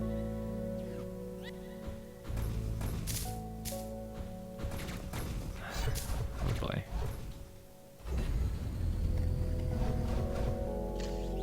Man, I really went off about that. Like, I guess the reason I had a lot to say about that is because there's a lot of people right now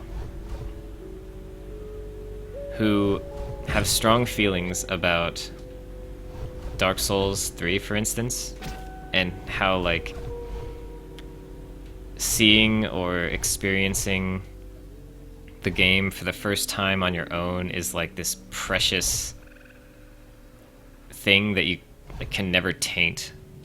It's like this holy freaking sentiment that is like once and then that's it. And I just don't agree with that. If your mindset is correct, you know, if you're going into the game with a certain attitude, then nothing can mar that. Nothing can take that away from you.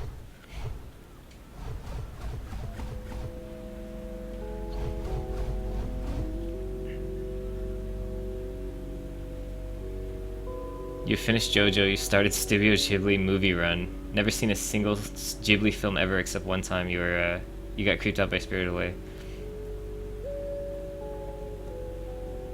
Spirited Away is one of my favorite movies. It's great, and I know that people disagree because, like, my opinion of it told you many things. No, like, look, okay. So basically, you said that he set your expectations too high. This is the thing. You weren't disappointed in the movie from the expectation.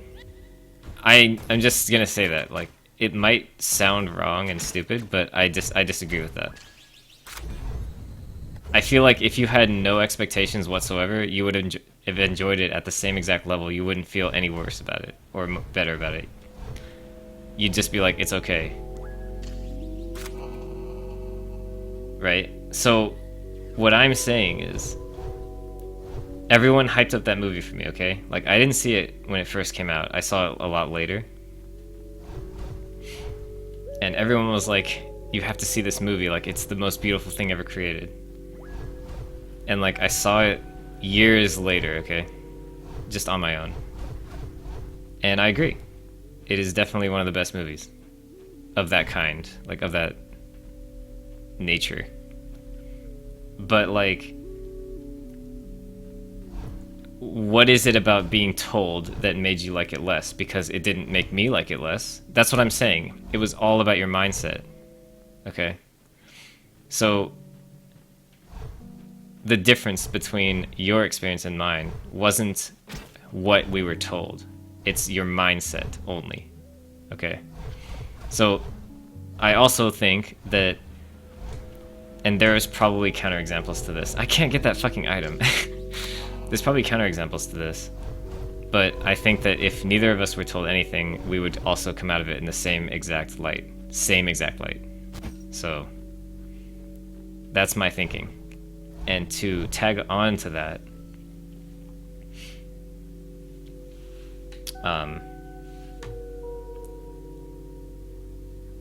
I also think that it's one of my favorite movies for reasons that aren't universal. This is something that I wanted to emphasize, though, is that I don't think that it's a universally accepted movie. I think that my vision of what it is and what it means to me is not universal. So, in saying that, I'm basically saying, like, it's not for everyone in the way that, how do I say it? Like, it's kind of like it is for everyone in its content, but in its actual, like, message or in its approach to doing things, I don't think it's universal.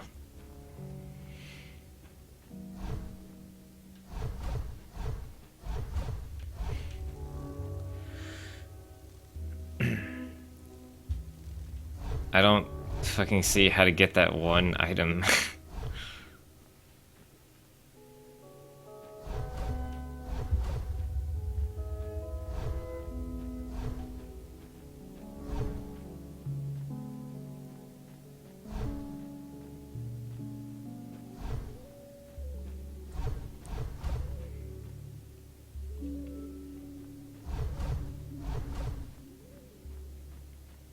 I don't know if I'd say it's like literally my favorite movie though.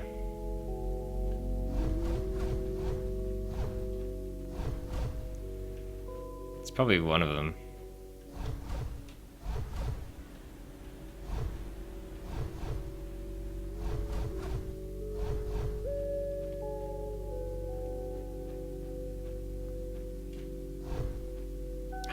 Alright.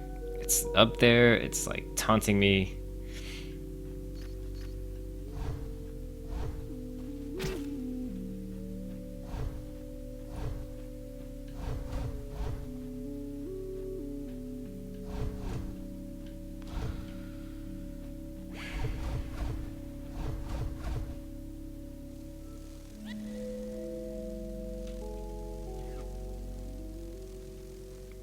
I hate Castle in the Sky.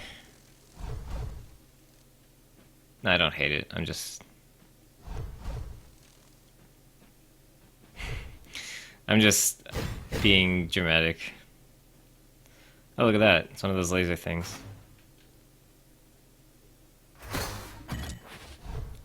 I don't even have strong feelings about it. I was just joking.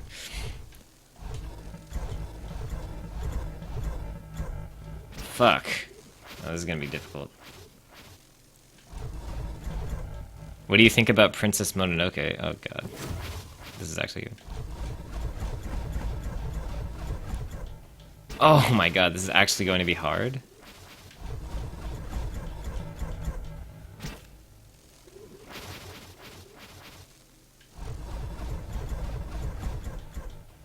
Why is this so hard?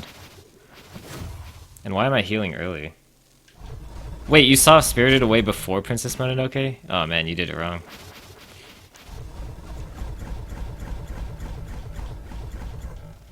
Ah, fuck.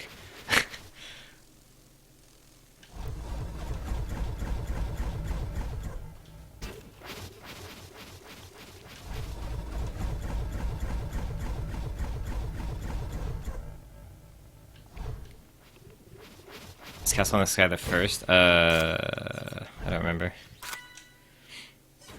Alright, a key. Oh, you didn't see Spirited Away yet? Then what are you talking about? Oh, you're saying that the expectations were just set high in general? I thought you meant, like, that you saw it and you are definitely sure that they were. Because, like, it's not the kind of movie that you just fucking accidentally set someone's expectations too high. Like, there's a reason. And I can definitely see some people not liking it that much. Dude, as far as Ghibli is concerned, and this is gonna get a lot of shit, I think all you need to do is watch Mononoke and Spirited Away, and you're done.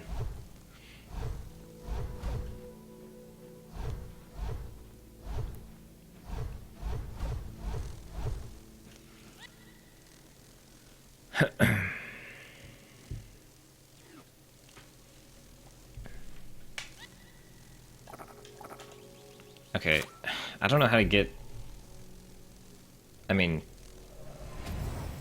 I wish the map was clearer to tell me which directions I need to start from.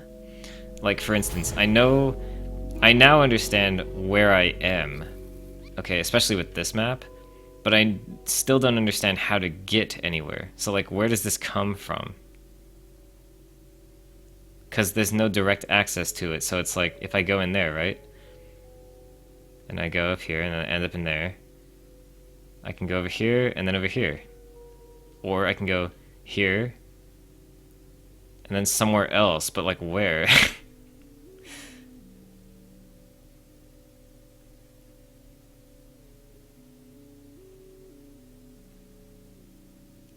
What am I going to stream next? And you are like that with anime? Well,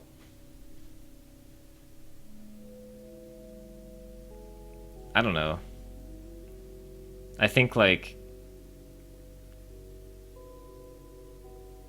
you're watching all the Ghibli films because you have no idea what to watch. Okay, that's fair. I mean, like, I understand the whole I'm gonna just watch them all from the beginning thing. Like, I understand that. I do that too. But just understand it, like, with Ghibli films, they're not all on the same tier. I'll just say that and leave it. Because, like, any more would be, like, blasphemous.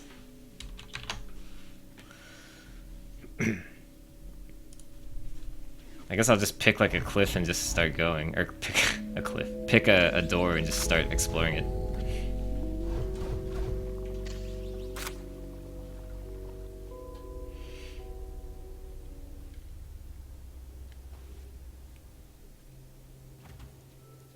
But like what I've learned, and I might be wrong for doing this, but like what I've learned is that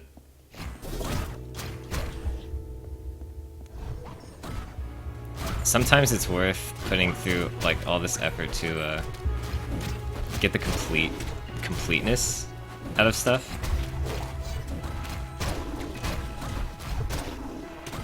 You can do a quick 2-hit there. That's really awesome.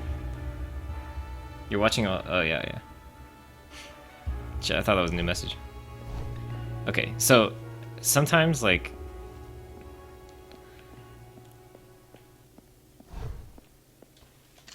it's okay to, like, accept that something's not perfect. So... When I used to watch, like, tons and tons and tons of movies... I used to try to watch, like, a lot. So if I knew like a director that I liked, I would just like try to watch all of them. But I realized that like even directors, like especially directors actually, they're so damn inconsistent that there's no reason to do that.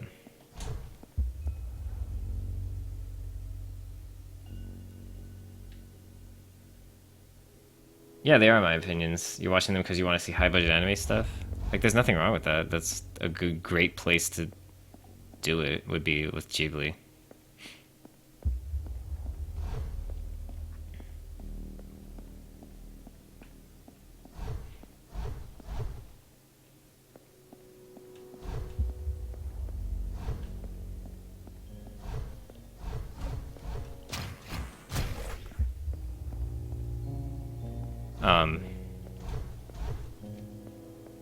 personally, and this is just... Directors are inconsistent, you know why? Why is that? There's many reasons to be inconsistent.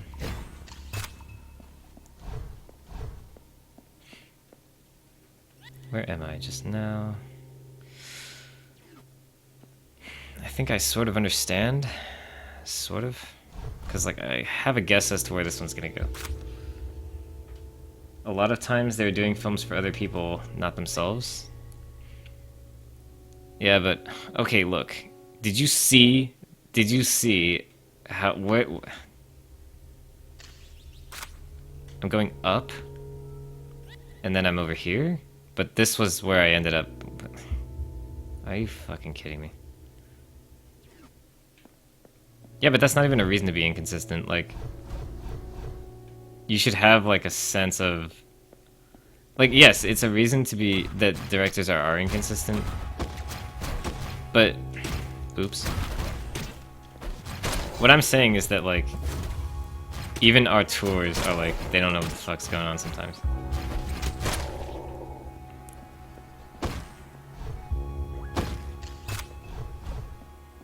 And like, so one might end up being a masterpiece, one might end up being shit. One might end up being the case where, like, it wasn't even the fucking director's fault that the movie became a masterpiece. And I'm sure you can think of an example. And then it's like, oh, well, let's watch all his movies, right? But really, you're trying to follow some screenwriter who, like, you don't even know his name. And it turns out that, like, that's actually true for a lot of anime, too. You don't always want to follow the directors. Sometimes you do, and, you know, sometimes it works out, but, like...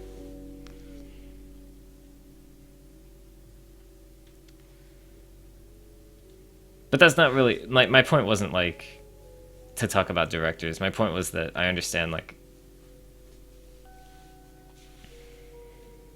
completionism, I guess. Oh my god, I have no desire to do this level. At this point, I'm like really burnt out of Hyper Light Drifter. I think, I guess I could switch the game, but then the recording would be messed up. Wait, let's see. That is a combo. It's a really sick combo, too. Next time I get the chance, I'm gonna try it out.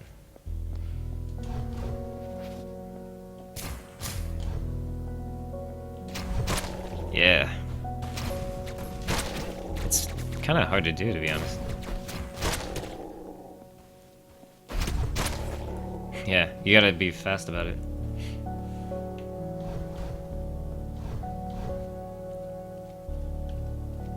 In a way, it's almost like a hit confirm, but the thing is that you just have to do it. I don't think you can hit confirm that.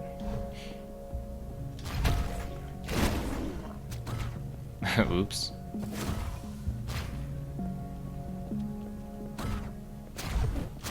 Going to bed?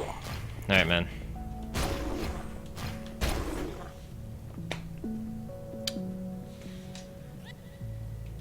Oh boy. I think, the